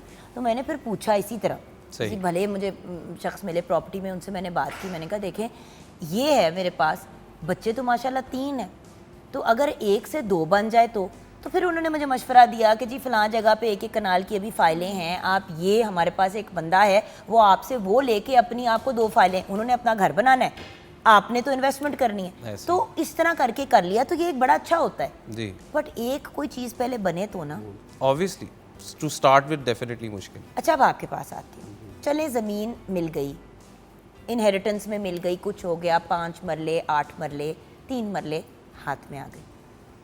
जब घर बनाने की बात आती है, स्पेशली जब 3, 5, 8 मरले की बात होती है, तो लोग आर्किटेक्ट का इंतखाब नहीं करते, वो किसी कॉन्ट्रैक्टर को ही पकड़ लेते हैं। जी जी, जबकि छोटे घर को तो मैनेज करना ज़्यादा मुश्किल होता है, ज़्यादा मुश्किल है। बड़ा घर तो स्पेस होती है, कोई भंड मार भी दिया तो आप कहीं लेफ्ट राइट कवर कर लेते हैं। जब आपने छोटी स्पेस यानी कि 3 मरला 2 मरला 5 मरले पे बनानी है, तब तो आपको मज़ीद हेल्प की ज़रूरत होती है। देखिए जो मेरा एक्सपीरियंस है, मतलब मुझे 14 इयर्स ऑलमोस्ट हो गए काम करते हुए। शुरू में जब मैं प्रैक्टिस में आया था तब ये ट्रेंड नहीं था, लाहौर में तो एटलीस्ट बहुत थोड़ा था। अब लोगों में अवेयरनेस आ चुकी है। अब हमारे पास जो क्लाइंट्स आते हैं, अभी उस पर इशू कुछ आर्किटेक्ट्स का भी था, हम सब लोगों के चार्जेस बहुत हाई थे।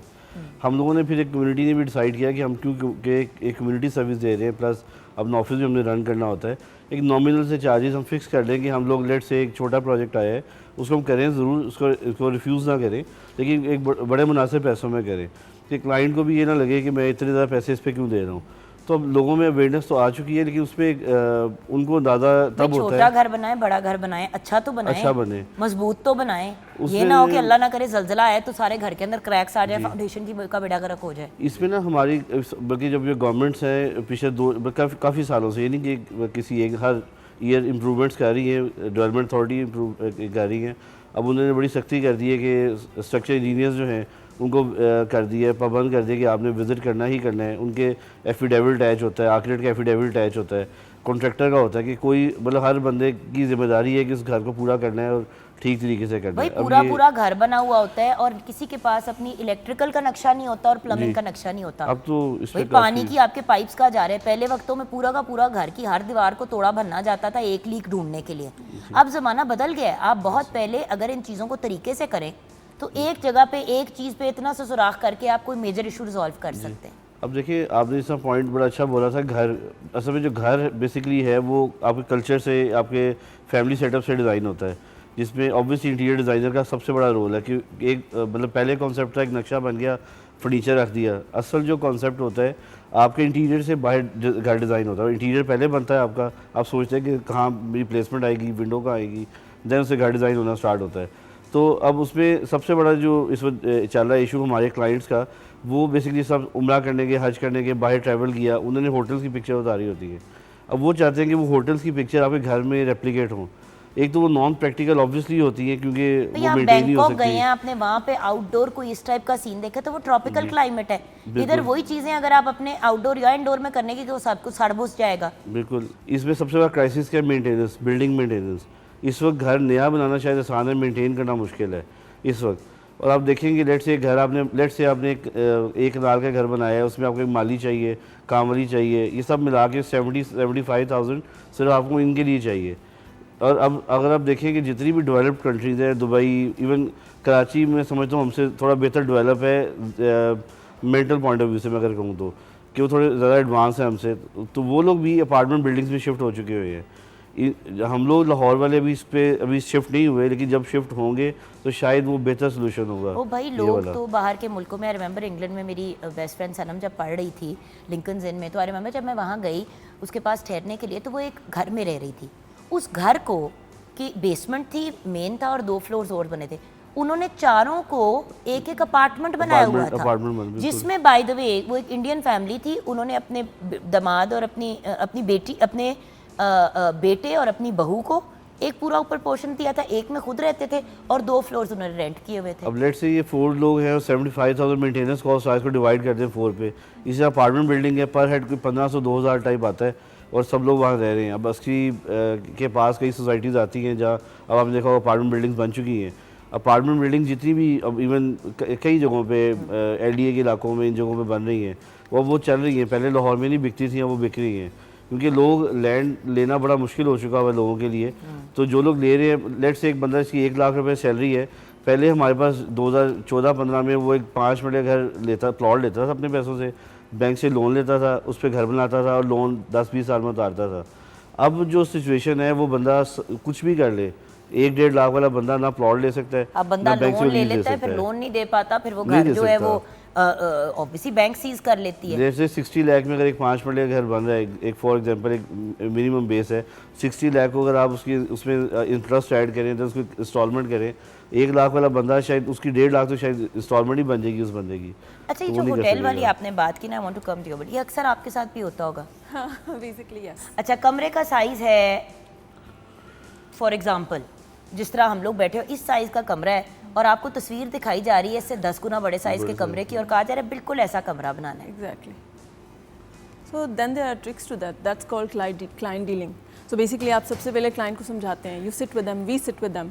हम उनसे सबसे पहले बताते हैं अपनी रिक्वायरमेंट्स बताएं, ठीक है। वो हमें रिक्वायरमेंट्स बता देते हैं, फिर हम उन्हें कहते हैं अच्छा आपके पास, हम अपने आइडियाज़ देते हैं। We also ask them to share their ideas. तो वो हम दोनों एक्सचेंज करते हैं आइडियाज़। फिर हम उनको बताते हैं कि दिस इज़ नॉट फीजिबल। अगर तो फीजिबल है तो कुछ पार्ट्स उसके रेप्लिकेट हो सकते हैं, कुछ हमें उसे बताते हैं कि सर्कुलेशन स्पेस चाहिए, आपने चलना भी है, दरवाज़ा भी खुलना है, खिड़की ने भी खुलना है। So we tell them like properly as a designer, हम उनको ड्राइंग्स देते हैं। हाँ, लेकिन आप तो बात करिए ना कि क्लाइंट आपके पास आ गया है, हाँ, अभी तो ज़मीन नहीं खरीदी जा रही। चलो आर्किटेक्ट, किसी भले इंसान ने अक्ल दी कि भाई आर्किटेक्ट से करवा लो, कॉन्ट्रैक्टर आपको वो नहीं बना के देगा सारा कुछ जो आप चाह रहे हैं, और जब कल को कोई टेक्निकल इशू हुआ, कोई प्रॉब्लम हुई तो फिर प्रॉब्लम होगा, किसके पीछे भागोगे। उसी तरह अब आपके पास पहुंचने के लिए पहले बंदा ये सोचेगा कि यार ये इंटीरियर डिज़ाइनर जो मिला, जो शादियों पे सेट सूट मिले, चीज़ें मिली, वो सारे तुम दो, लगा दो जिधर मर्जी, और बात ख़त्म हो गई। मैंने इतने खूबसूरत बने हुए घर देखे हैं जिनके अंदर एंटर हो तो बंदा कहता है ये कबाड़ खाने में आ गया, क्या हो रहा है। बात महंगे सस्ते की नहीं है, इट्स अबाउट एस्थेटिक्स ना। You can't just put everything together and से कि ये बड़ा खूबसूरत बन गया। सो डिज़ाइनर का काम तो यही होता है कि एस्थेटिकली भी उसको देखे, फंक्शनली भी उसको देखे।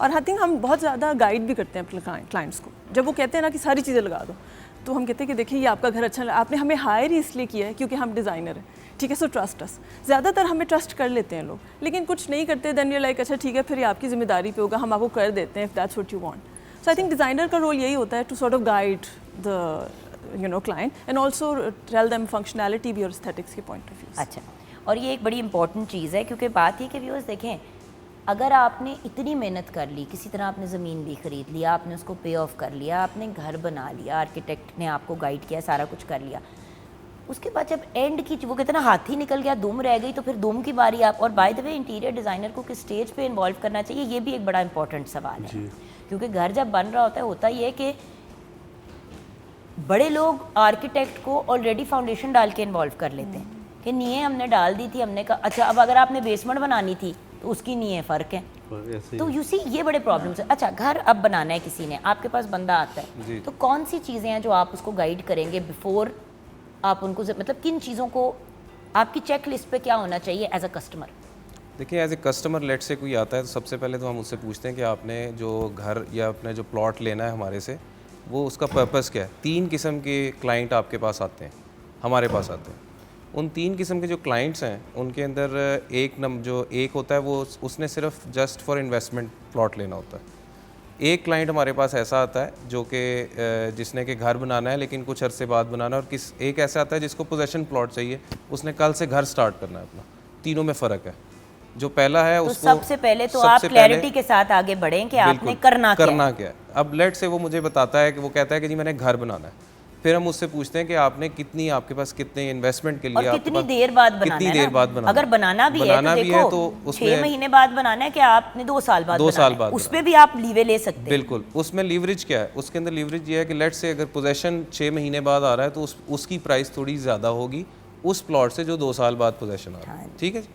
अब लेट से वो कहता है कि जी मुझे तो घर नेक्स्ट वीक स्टार्ट करना है। फिर हमारा नेक्स्ट क्वेश्चन क्या होता है, नेक्स्ट क्वेश्चन ये होता है कि आपकी रिक्वायरमेंट क्या है।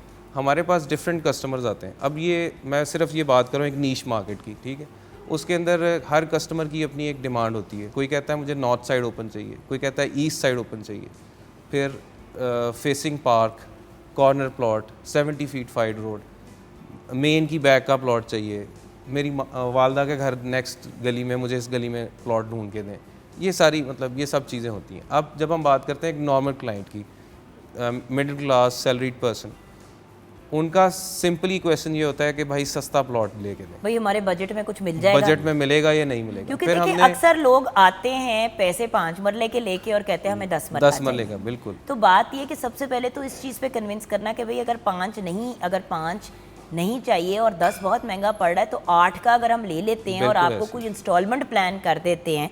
तो मैंने कुछ दिन पहले ये एक्सप्लेन करी थी, हम टीम बात करी थी कि देखिए व्यूअर्स 10 रुपए की चीज़ आपको 9 या 8 रुपए में मिल सकती है जी, 5 में 10 रुपए की चीज़ 5 या 1 रुपए में नहीं मिल रही, और अगर वो मिल रही है तो उसमें बहुत बड़ा इशू, उसमें कोई प्रॉब्लम है डेफिनेटली। और ये इस तरह ही लोग असल में फंसते हैं। भैया मेरे साथ हो चुका है ना, जी, प्रॉपर्टी में भी भंड हुआ और यहाँ पे भी भंड हुआ, इंटीरियर तक बात ही नहीं पहुंची जान। तो glad. मैं आपको बता देती हूँ, मेरा अपना घर जो है 2 कनाल ज़मीन ली, मैंने कहा यार 2 कनाल का हो जाएगा, अच्छा हो जाएगा, लॉन भी बन जाएगा। खैर मेरी पूरी जमा पूंजी थी, मैंने वो डाल दी।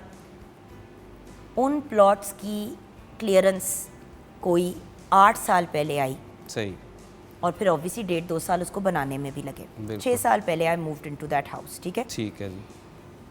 मैं आपको बता नहीं सकती हूँ कि मैं कितने टफ टाइम से गुजरी, क्योंकि वो प्रॉपर्टी, वो जो प्लॉट्स थे वो किसी गांव, बंगाली गांव के कुछ मतलब कुछ उसका पंगा था, ये वो जी। यार इट टुक, कहाँ 3 साल बाद उसकी पोजेशन मिलनी थी, 3 साल बाद नहीं मिली उसकी पोजेशन 8 साल के बाद मिली।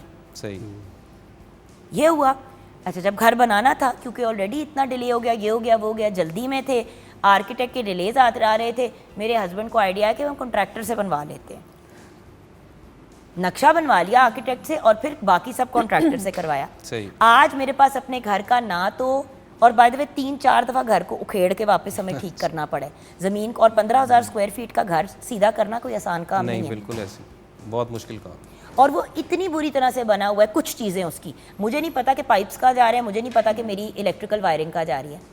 हर बार मशीनें लगा के, आले लगा के ढूंढते हैं। बेसमेंट अभी तक लीक करते, बेसमेंट की दीवारों में अभी तक सेम है। सो बात ये कि मैं डसी हुई हूँ ना, इसीलिए तो आप लोगों को बुलाया आज।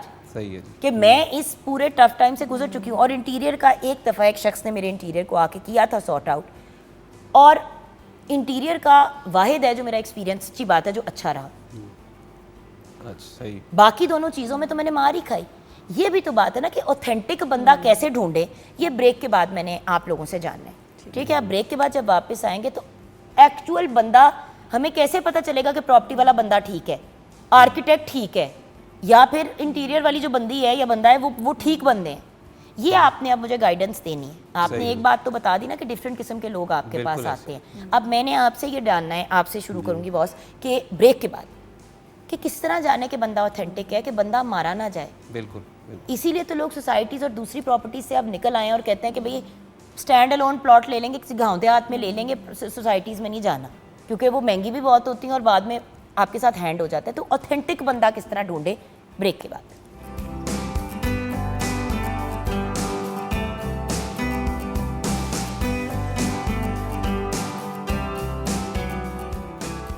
Welcome back from the break viewers. We have a brilliant panel of guests with us today. मैंने अपना रोना रोया तो तीनों ने मोहब्बत में कहा कि हम हेल्प कर देंगे। लेकिन बात यही है ना कि व्यूअर्स एक दफ़ा बुरी चीज़ बनाएंगे या गलत जगह इन्वेस्ट करेंगे, या मैंने एक दफ़ा बाय द वे रेंटल में अपने साथ बहुत बड़ा हैंड किया। ऐसी सो मेरे अपने बड़े बुरे एक्सपीरियंसेस रह चुके हैं। इसीलिए तो जब मुझे कोई आता है कि आप भी घर बनाना है दुआ करें, तो मैं कहती हूँ मैं दुआ ये करूँगी कि खज्जल ख्वारी के बगैर बन जाए और खज्जल ख्वारी के बगैर बने। तो आपसे मैं ऑथेंटिक बंदा, सही आर्किटेक्ट कहाँ से मिले? आजकल कॉन्ट्रैक्टर भी अपने आप को आर्किटेक्ट बुला रहे हैं जी, सर। मैं आपको ये बताने लगा था कि असल मसला इस वक्त ये आया हुआ है कि जो ड्राफ्ट्स पर्सन है आर्किटेक्चर की ना, ये एक फील्ड नहीं है, ये 3 to 4 टाइप्स में डिवाइड हुआ है। आर्किटेक्ट अलग है, आर्किटेक्चर इंजीनियर अलग है, सिविल इंजीनियर अलग है, और फिर आर्किटेक्चर टेक्नोलॉजिस्ट अलग है। इसमें जो डिज़ाइन की जिसका परमिशन है वो सिर्फ आर्किटेक्ट है, जिसकी डिग्री 5 ईयर्स की होती है। इसको एक हमारी कौंसल है PCAT के नाम से, Pakistan council of architect and town planner. आप उनकी वेबसाइट ओपन करें, जस्ट आपने जब हायर करना है कोई आर्किटेक्ट या जिस सोसाइटी में आप प्लॉट ले रहे हैं, आप उनसे लिस्ट इशू करवाएंगे, आपके पास रजिस्टर्ड आर्किटेक्ट कौन है, तो वो भी आपको लिस्ट प्रोवाइड कर देते हैं। लेट से आपको लिस्ट नहीं मिलती, जस्ट आप PCAT की वेबसाइट ओपन करेंगे, सर्च के अंदर जाके किसी भी आर्किटेक्ट का नाम या इलाके का नाम डालेंगे, ऑफिस का एरिया डालेंगे, वो आपको दे देगा उस एरिया में कौन कौन सा आर्किटेक्ट रजिस्टर्ड बैठा हुआ है। तो आपको वहाँ से एक तो ऑथेंटिक आर्किटेक्ट मिलेगा। उन जो PCAT से रजिस्टर्ड आर्किटेक्ट हैं उनका जो एग्रीमेंट होता है वो उसमें फिर ऑब्वियसली काउंसिल को आप इन्वॉल्व कर सकते हैं। आपका इशू है, आप काउंसिल को लेटर लिख सकते हैं। काउंसिल की हमारी विजिलेंस कमेटी है, उस विजिलेंस कमेटी का काम ही है कि अगर कोई गलत प्रैक्टिस कर रहा है तो उसको फाइन करेगा, उससे चीज़ रिकवर करवा के देगा। अगर आप लेट से प्रॉपर वे से नहीं चल रही हैं तो ऑब्वियसली फिर काउंसिल को भी आप ब्लेम नहीं कर सकेंगी, आर्किटेक्ट को भी ब्लेम नहीं कर सकेंगी। दूसरा मैडम में जो मेजर एक चेंज है जो एक कॉन्सेप्ट में, आर्किटेक्ट और कॉन्ट्रैक्टर की 2 अलग फील्ड है, ये सेम नहीं है। जो कॉन्ट्रैक्टर आपने चूज़ करने हैं उनके पास आपने ये वेरीफाई करना है कि सिविल इंजीनियर उनके पास है कि नहीं है। अगर सिविल और जो सर्टिफाई कर रहा है प्रोजेक्ट को या चेक कर रहा है वो खुद सिविल इंजीनियर है कि नहीं है। अगर वो सिविल इंजीनियर नहीं है या आर्किटेक्चर इंजीनियर नहीं है तो आप उससे वो एक आम ठेकेदार है जिस तरह बाकी लोग ठेकेदार काम कर रहे हैं। यही तो बात है ना व्यूअर्स, इसीलिए अगर आप अच्छे आर्किटेक्ट का इंतखाब करेंगे वो आपको रेकमेंड कर देंगे, क्योंकि हर आर्किटेक्ट 3-4 कॉन्ट्रैक्टर्स के साथ, कभी कभी 10-10 कॉन्ट्रैक्टर्स के साथ काम कर रहे होते हैं। और क्योंकि आर्किटेक्ट इंचार्ज होता है तो उसका काम है कॉन्ट्रैक्टर से काम करवाना। उसका लोग क्या कहते हैं, आर्किटेक्ट नू छड्डो कॉन्ट्रैक्टर नू छड्डो, वो क्या होता है ठेकेदार को रखो और हम ऐसा करेंगे कि हम उसको खुद लेके देंगे, सीमेंट भी खुद लेके देंगे, ये भी खुद लेके देंगे, वो भी खुद लेके देंगे। बंदा पागल हो जाता है व्यूअर्स ये काम करते हुए, और इसमें आपको लेने के देने पड़ जाते हैं। अब वो आर्किटेक्ट है, उनकी फर्म है, उनको अच्छी डील मिलती है। जैसे कि अगर आपके थ्रू कोई प्रॉपर्टी खरीदता है उसको बहुत अच्छी डील मिल सकती है और उनका पैसा भी बच सकता है और आप अच्छी डील भी। आप खुद ही निकल पड़े ऑनलाइन, आपने कहीं देखा, आपने किसी को फोन किया, अगले ने आपको बेवकूफ़ बनाया, बाद में आपको पता चला आपने 10 लाख ऊपर दे दिए, क्या फ़ायदा। देखिए जिसकी जो फील्ड है ना व्यूअर, उसको अपना काम करने देना चाहिए। क्या राय है आपकी? अच्छा इंटीरियर डिज़ाइनर कैसे बंदा ढूंढे? अच्छा, आई थिंक इसमें I will add to his points कि एक तो आप वेरिफिकेशन करें कि उनकी प्रॉपर डिग्रीज़ हैं, वो ट्रेंड आर्किटेक्ट्स हैं, वो ट्रेंड इंटीरियर डिज़ाइनर्स हैं। दूसरा, मार्केट में एक आपका नाम होता है, आपकी रिप्यूट भी होती है, especially when you have been there for a while. So आप जब किसी से पूछते हैं यूजुअली आपको गुडविल के ऊपर आपकी कंपनी चलती है and how well you deal with your clients. तो I think that's very important also. और तीसरा, अपना होमवर्क करके घर से निकलना चाहिए। वही जो आपने कहा ना कि बस आर्किटेक्ट को छोड़ो और थोड़े से पैसे, कुछ लाख बचाने के लिए अच्छा मेरा पता क्या मसला था, मैंने उस स्टेज पे घर बनाया, अल्लाह का शुक्र है, जिस वक्त मेरी फ्रेंड्स वगैरह अभी सोच रही थी कि हम ज़मीन खरीदें। हाँ। मेरा एक तो ये था ना कि देखिए मीडिया है, हवाई रोजी है, अगर कुछ बना सकती हूँ अभी तो बना लूँ, कुछ पता नहीं ना कल को आपका क्या सिलसिला हो। और एक मेरा ख्वाब भी था कि मैंने अपना घर बनाना है और जल्दी बनाना है, तो वो बना तो लिया, लेकिन जान बहुत भंड हुए क्योंकि आसपास फ्रेंड्स भी अभी घर नहीं बना रहे थे। एग्जैक्टली। तो किससे मशवरा करती? एक्सपीरियंस नहीं था ना एक्सपीरियंस था। और मामा भी ने कभी घर नहीं बनाया, राइट? मामा अपने मतलब एक घर उनका था, फिर उसके बाद दूसरा उनका घर था, बट उन्होंने भी कभी बनाया नहीं। सो ये चीज़ जो है ना इंसान को बड़ा वो ख़राब करती है ऑब्वियसली। अच्छा, प्रॉपर्टी की दुनिया में कैसे वेरीफाई करें कि ऑथेंटिक बंदा है कि नहीं? आप लोगों का क्या मामला? उसमें भी वैसे प्रॉपर वेबसाइट्स तो ऐसा लोग ना 4-4 साथ लगा लेते हैं। आर्किटेक्ट तो आप एक ही रख सकते हैं, इंटीरियर का भी आप एक ही रख सकते हैं, ज़्यादा से ज़्यादा आउटडोर का बाहर आपने अलहदा बंदा रखा, अंदर का बाहर अलहदा रखा, जब इंटीरियर्स की बात होती है या डेकोर की बात होती है। लेकिन जहाँ पे प्रॉपर्टी की बात होती है, पता नहीं क्यों एक ही टाइम पे 6-6 साथ लगाए होते हैं। एक ही प्लॉट बेचना है, 6 लोगों को दिया हुआ है, बिल्कुल ऐसी, और 6 जगह आवाज निकल रही है, बाद में जो उसने लाख रुपए का बिकना होता है वो 50 का भी नहीं बिकता। ऐसी तो बंदा किस तरह ऑथेंटिक पकड़े? और आपकी रियल एस्टेट के बंदे के साथ या प्रॉपर्टी के बंदे के साथ क्या डीलिंग होनी चाहिए, आप समझ देखिए? उसमें मैं बिल्कुल आपकी बात समझाऊं, इसमें 2-3 चीज़ें हैं। एक तो ये है कि जो हमारी प्रॉपर्टी की लाइन है ना, इसमें हमारा जो डायलेमा है वो ये है कि अभी तक पाकिस्तान में पढ़े लिखे लोग बहुत कम हैं इस फील्ड पे, तो इसलिए प्रॉब्लम्स बहुत ज़्यादा हैं। जिस तरह इनकी सर्टिफिकेशन है या मैम की सर्टिफिकेशन मतलब है, इनके ग्रुप तो इनके ग्रुप्स सोसाइटीज बनी हुई है ना, सोसाइटीज़ proper, बनी है। इस तरह कोई प्रॉपर्टी डीलर्स का ऐसा कोई सोसाइटी प्रॉपर नहीं है। हमारे डेफिनेटली कुछ ग्रुप्स बने हुए हैं या जो कुछ वेबसाइट्स भी बनी हैं, लेकिन उसके ऊपर भी कोई ऑथेंटिक ढूंढना बहुत मुश्किल है। क्योंकि देखिए जिस तरह कॉस्मेटिक सर्जन्स पाकिस्तान में उनकी रेपुटेशन खराब है, सॉरी भैया, प्रॉपर्टी वालों की भी बड़ी बुरी बिल्कुल ऐसी है। हम बिल्कुल, ये बात बिल्कुल सही है, और वो ख़राब होने की रीज़न सिर्फ यही है कि कम पढ़े लिखे लोग आते हैं इस फील्ड में। हालांकि ये फील्ड में जितने पढ़े लिखे लोग ज़्यादा आएंगे, ये फील्ड है, इट्स अ प्रॉपर फील्ड। अगर आप इसको समझें, ऐसे चकमे दे देते हैं कि पढ़े लिखे लोगों को वो जो नहीं पढ़ा लिखा वो पढ़े लिखे को चकमा दे देता है। ऐसी हमारे अपने रिलेटिव्स में ये हुआ, उन्होंने कहा कि जी हमने कोई फार्म हाउस टाइप बनाना है और फार्म हाउस पे ही रहेंगे। जिस तरह लाहौर में बड़ा ट्रेंड है कि बेदियाँ बरकी साइड पे आपने 4 कनाल का फार्म हाउस ले लिया। हमारे जानने वालों को किसी ने 1 एकड़ ज़मीन बेची। सही बेची कहाँ पे? एंड जो वो नहीं होती जिसपे आप फसलें वगैरह उगाते हैं, सही उधर आपको घर कंस्ट्रक्ट करने की इजाज़त ही नहीं है। ऐसी जमीन तो बेच दी, आप वो घर नहीं बना सकते।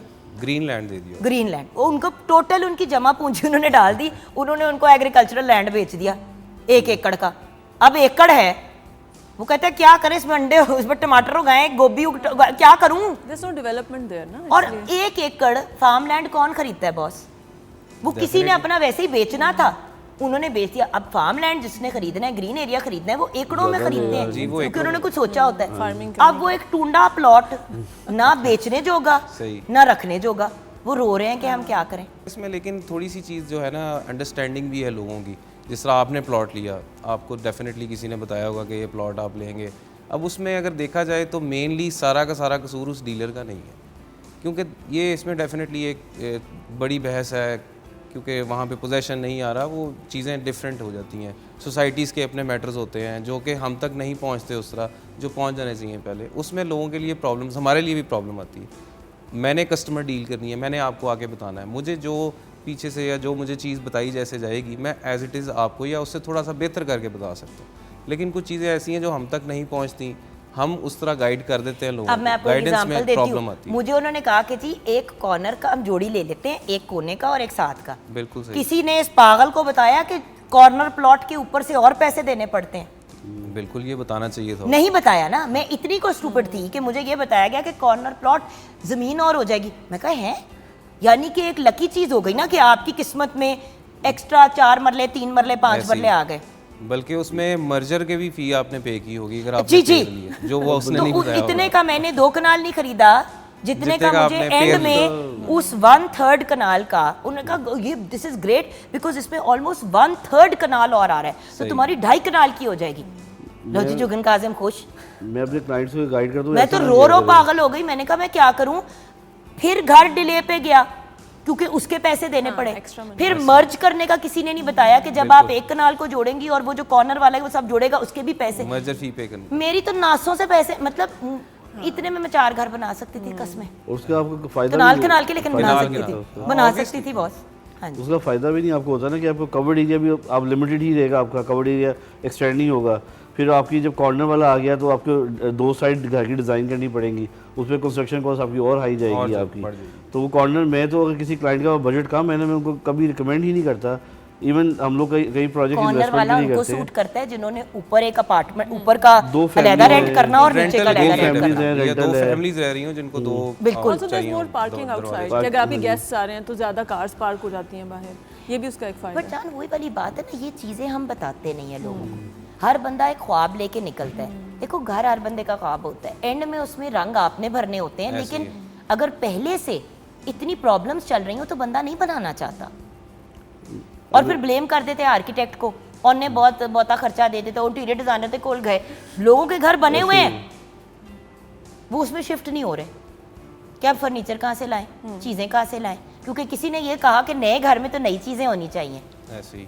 इसके बारे में आप क्या कहेंगी? आई थिंक मुझे लगता है एक बड़ी कॉमन मिसकंसेप्शन है कि आपका हर चीज़ नई होगी तो ही आपका घर मेरे घर में तो नहीं, इसके बड़े सोल्यूशंस हैं। मतलब आधी से 90% चीज़ें पुरानी से मुराद ये है नानों की, दादों की, खाला के पास एक बेड था, उन्होंने कहा हमें तो नहीं चाहिए, तुझे चाहिए, मैं कहा हाय दे दे तो मैंने ले लिया। उसको थोड़ी सी पोशिश, उसको थोड़ा सा वो करके रेगमा मार के उसको अच्छी सी पॉलिश कर दी, ब्रांड न्यू हो गया। बिल्कुल हम कोई बाहर तो नहीं रहते ना कि अगर सोफा पुराना हो गया तो कोशिश कौन करेगा, सुट दो। एग्जैक्टली। सो आई थिंक ये लोगों को पता नहीं होता कि आप रीअपोल्स्टर, जैसे इसकी पुरानी हो गई पोशिश, मैं इसको रीअपोल्स्टर कर लूँ। अब मुझे पूरा स्ट्रक्चर नया लेने की ज़रूरत नहीं है। मैं जाऊँगी, ये 60-70,000 की एक चेयर मुझे पड़ेगी, घर पे मेरे पास पड़ी हुई है, जस्ट नीड टू, मुझे पोशिश वाला बुलाना है, इसका फोम चेंज करवाना है, ऊपर का कपड़ा लेना है, that's it, it will be new. In a week you have a new everything in the house.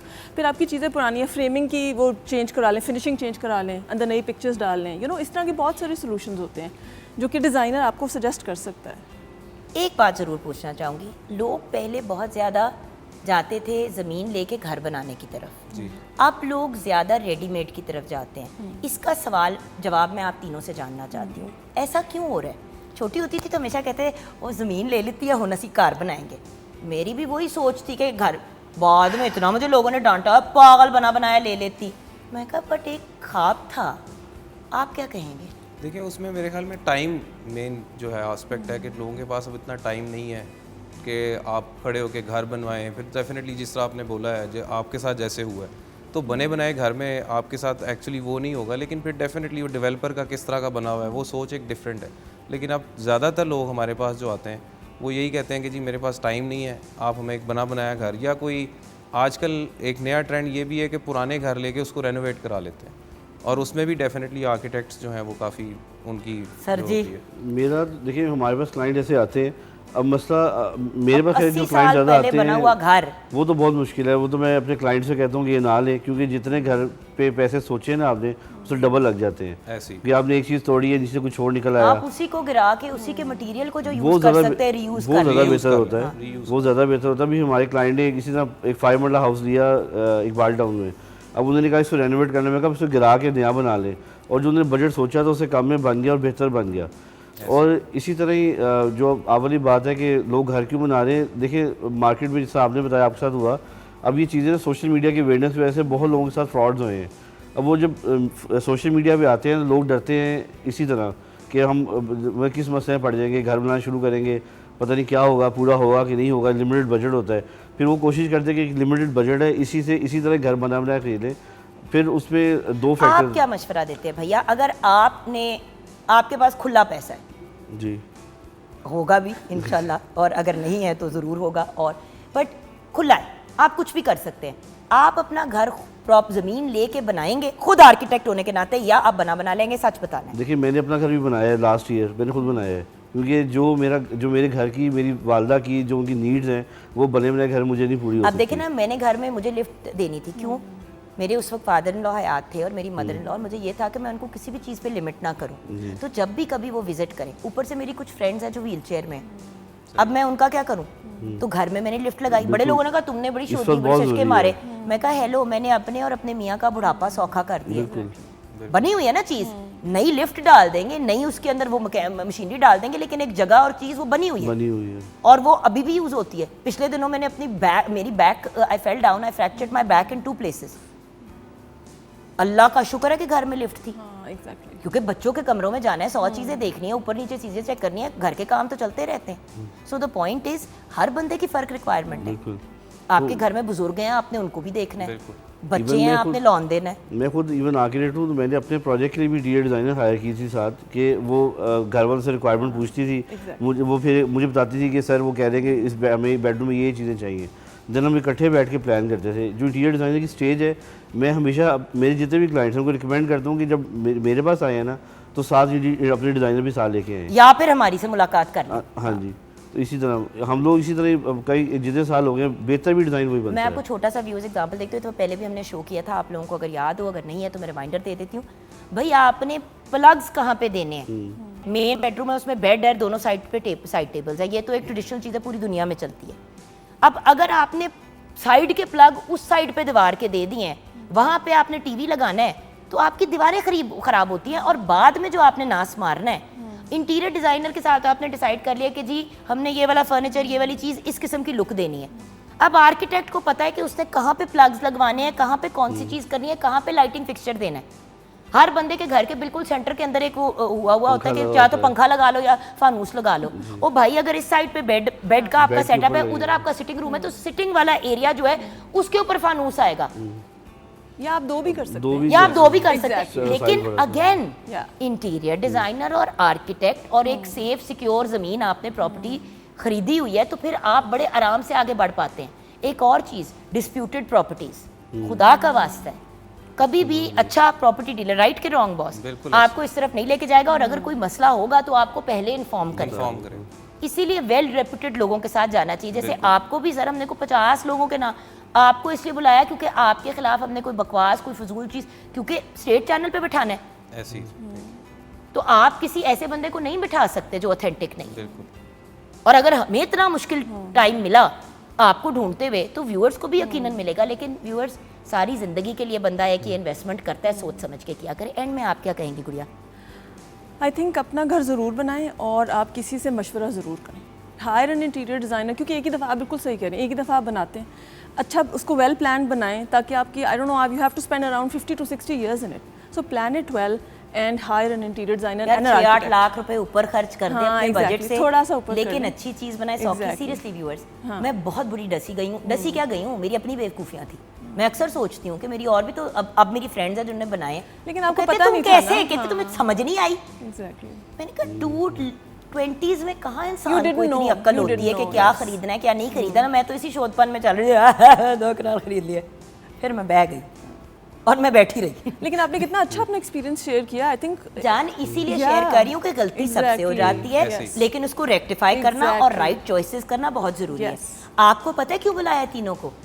कि भाई मैंने बहुत भंड मार ली है, मेरी Exactly. वहाँ पे जो बहनें भाई सारे लोग जो देख रहे हैं, as someone who sits on the state channel, उनको इन्फॉर्म करना जरूरी है कि ये 3 लोगों का पैनल आपका ठीक होना चाहिए। एग्जैक्टली ये 3 राइट के रॉन्ग बिल्कुल, सब संभाल exactly, लेंगे। exactly. इंटीरियर डिजाइनर आपको एक्सटीरियर का भी डेकोर का बंदा ढूंढ देगी। वो जो हमारे आजकल बहुत प्यारे प्यारे, क्या होता है उसका टर्म जो हमारे Landscape. एलिवेशन लैंडस्केप एक्सपर्ट्स जो होते हैं, Landscape लैंडस्केप। तो बात ये कि 3 सही लोग आपके पास आ जाए, जमीन आपने खरीद ली, अच्छा प्रॉपर्टी डीलर आपको गाइड भी कर देगा कि पोजेशन का लेटर और ये वो, आर्किटेक्ट तक आपको पहुंचा दिया। और कभी कभी प्रॉपर्टी डीलर आपको आर्किटेक्ट से भी कनेक्ट कर बिल्कुल देते ऐसे। हैं कि जी इन भाइयों के हमने बड़े घर अच्छे बने हुए देखे हैं, उधर से मशवरा ले लें। एक बंदा सही मिल गया, उन्हें सही मशवरा देता, तुसी हत्थे पहुंच गए। आपने कहा कि जी अब हमने ये जनरल तो आइडिया ले लिया, लेकिन इंटीरियर डिजाइनर को अभी इन्वॉल्व कर लेते हैं। अच्छा जी इंटीरियर डिजाइनर साथ आ गया तो हर चीज सही तरीके से होगी। देखिए भंड तो हो ही जाते हैं व्यूअर्स, इक्का दुक्का हो काबिले कबूल होते हैं, वरना मेरी तरह ना पहले 3-4 साल आपने अपने घर में तंग होते हुए रोते धोते गुजारने कोई फ़ायदा नहीं है। सही भले लोगों से रब्ता करें, ऑथेंटिक लोगों से, और बहुत ज़रूरी है कि आपकी सोच और मेंटालिटी उनसे ज़रूर मिले। बिल्कुल अपनी सोच शेयर करें, उनका पॉइंट ऑफ व्यू सुने, क्योंकि ये पार्टनरशिप है और ऑन एंड ऑफ आपकी इन लोगों से कनेक्शन रहेगी, राइट। और किचन में एक भली लड़की किचन में है, ज़रा उसको भी चेक कर लेते हैं क्या सिचुएशन है। जी एग फ्राइड राइस और chicken shashlik with gravy ready है। चले कम से कम शाशलिक और उसकी ग्रेवी और चावल तो तैयार हो गए, घर भी बन जाएगा। व्यूअर्स टेंशन नहीं लेनी, इंशाल्लाह। आपकी जुगन आपी की आप सबके लिए दुआ है कि अल्लाह ताला सबको अपने घर से नवाजे, जहाँ पे वो खुशियों वाली ज़िंदगी गुजारें, सुकून वाली ज़िंदगी गुजारें। क्योंकि बंदा अपना घर इसीलिए बनाता है ना क्योंकि हमारे दिमाग में होता है फोबिया कि हम खुश रहेंगे, हम सुकून से रहेंगे। बट अगर आप सही लोगों का इंतखाब करेंगे तो जहाँ पे बहुत से लोग जब घर बनाने लगते हैं तो उनकी शादियाँ तलाकों में पहुँच जाती हैं, तो आप इस स्यापे से भी बच जाएंगे। सो सेंसिबल अंदाज में, वो जो कहते हैं ना मिसगाइडेड मिसाइल की तरह नहीं निकलना। पैसे ज़रूर बचाएं, सेंसिबल डिसीजंस लें, लेकिन जैसे कि मैं अपने हस्बैंड को कहती हूँ आप बहुत अच्छे वकील हैं, आप वकालत बड़ी अच्छी करते हैं। मैं टीवी पे होस्टिंग ठीक ही कर लेती हूँ, बट ये मेरा काम है, मुझे आता है। मैं अगर आर्किटेक्ट, प्रॉपर्टी डीलर या प्रॉपर्टी की बिज़नेस रन करने की कोशिश करूँ, मुझे बहुत एक्सपीरियंस चाहिए सीखने में। और जो बंदा मेरे हाथ चढ़ेगा वो डसा ही जाएगा शुरू में। जिसका जो काम है उसको करने दे, right people for the right job. Thank you so much guys for joining us. बड़ी बुरी बातें भी आप लोगों से की हैं। देखिए मैंने तो डेविल्स एडवोकेट प्ले करना था ना कि हमारे व्यूअर्स भी अंडरस्टैंड करें। और व्यूअर्स सच्ची बात है, आजकल की दुनिया में पहले शायद ऐसे होता था कि किसी ने 1 करोड़ पकड़ के 20 लाख सिर्फ डाले, आपको एक एक चीज़ का हिसाब किताब दिया जाता है। मैं सिर्फ आपको इतना कह रही हूँ कि 3 मरले की भी ज़मीन लेनी है प्रॉपर्टी डीलर से ले, फलां के मामू के चाचे के फुफ्फे के नाने ने आपको ये कहा, फिर उनकी जिम्मेदारी है सारे कागजात, सारे पेपर वर्क, सारी चीज़ों को सॉर्ट आउट करना। उसी के तो वो बेचारे पैसे लेते हैं, काम के ही लेते हैं, मुफ्त के नहीं ले रहे। आर्किटेक्ट के पास जाएं, अच्छा सा अपना घर डिज़ाइन करवाएं और उन्हीं को कहें आपको कॉन्ट्रैक्टर दे दे। फलां के फुफ्फे के मामे के बेटे को मत हायर करें ना, काम आता है तो नो प्रॉब्लम, लेकिन अपने आर्किटेक्ट से उनको पहले वेट कराएं कि आप अप्रूव करते हैं, और फिर साथ ही इंटीरियर डिज़ाइनर को और लैंडस्केप आर्ट व्हाटएवर इन सब को लेके आए। अल्लाह हम सबको अपना घर दे और खुशहाल घर दे। आमीन। अपना ख्याल रखिएगा। खुदा हाफिज़।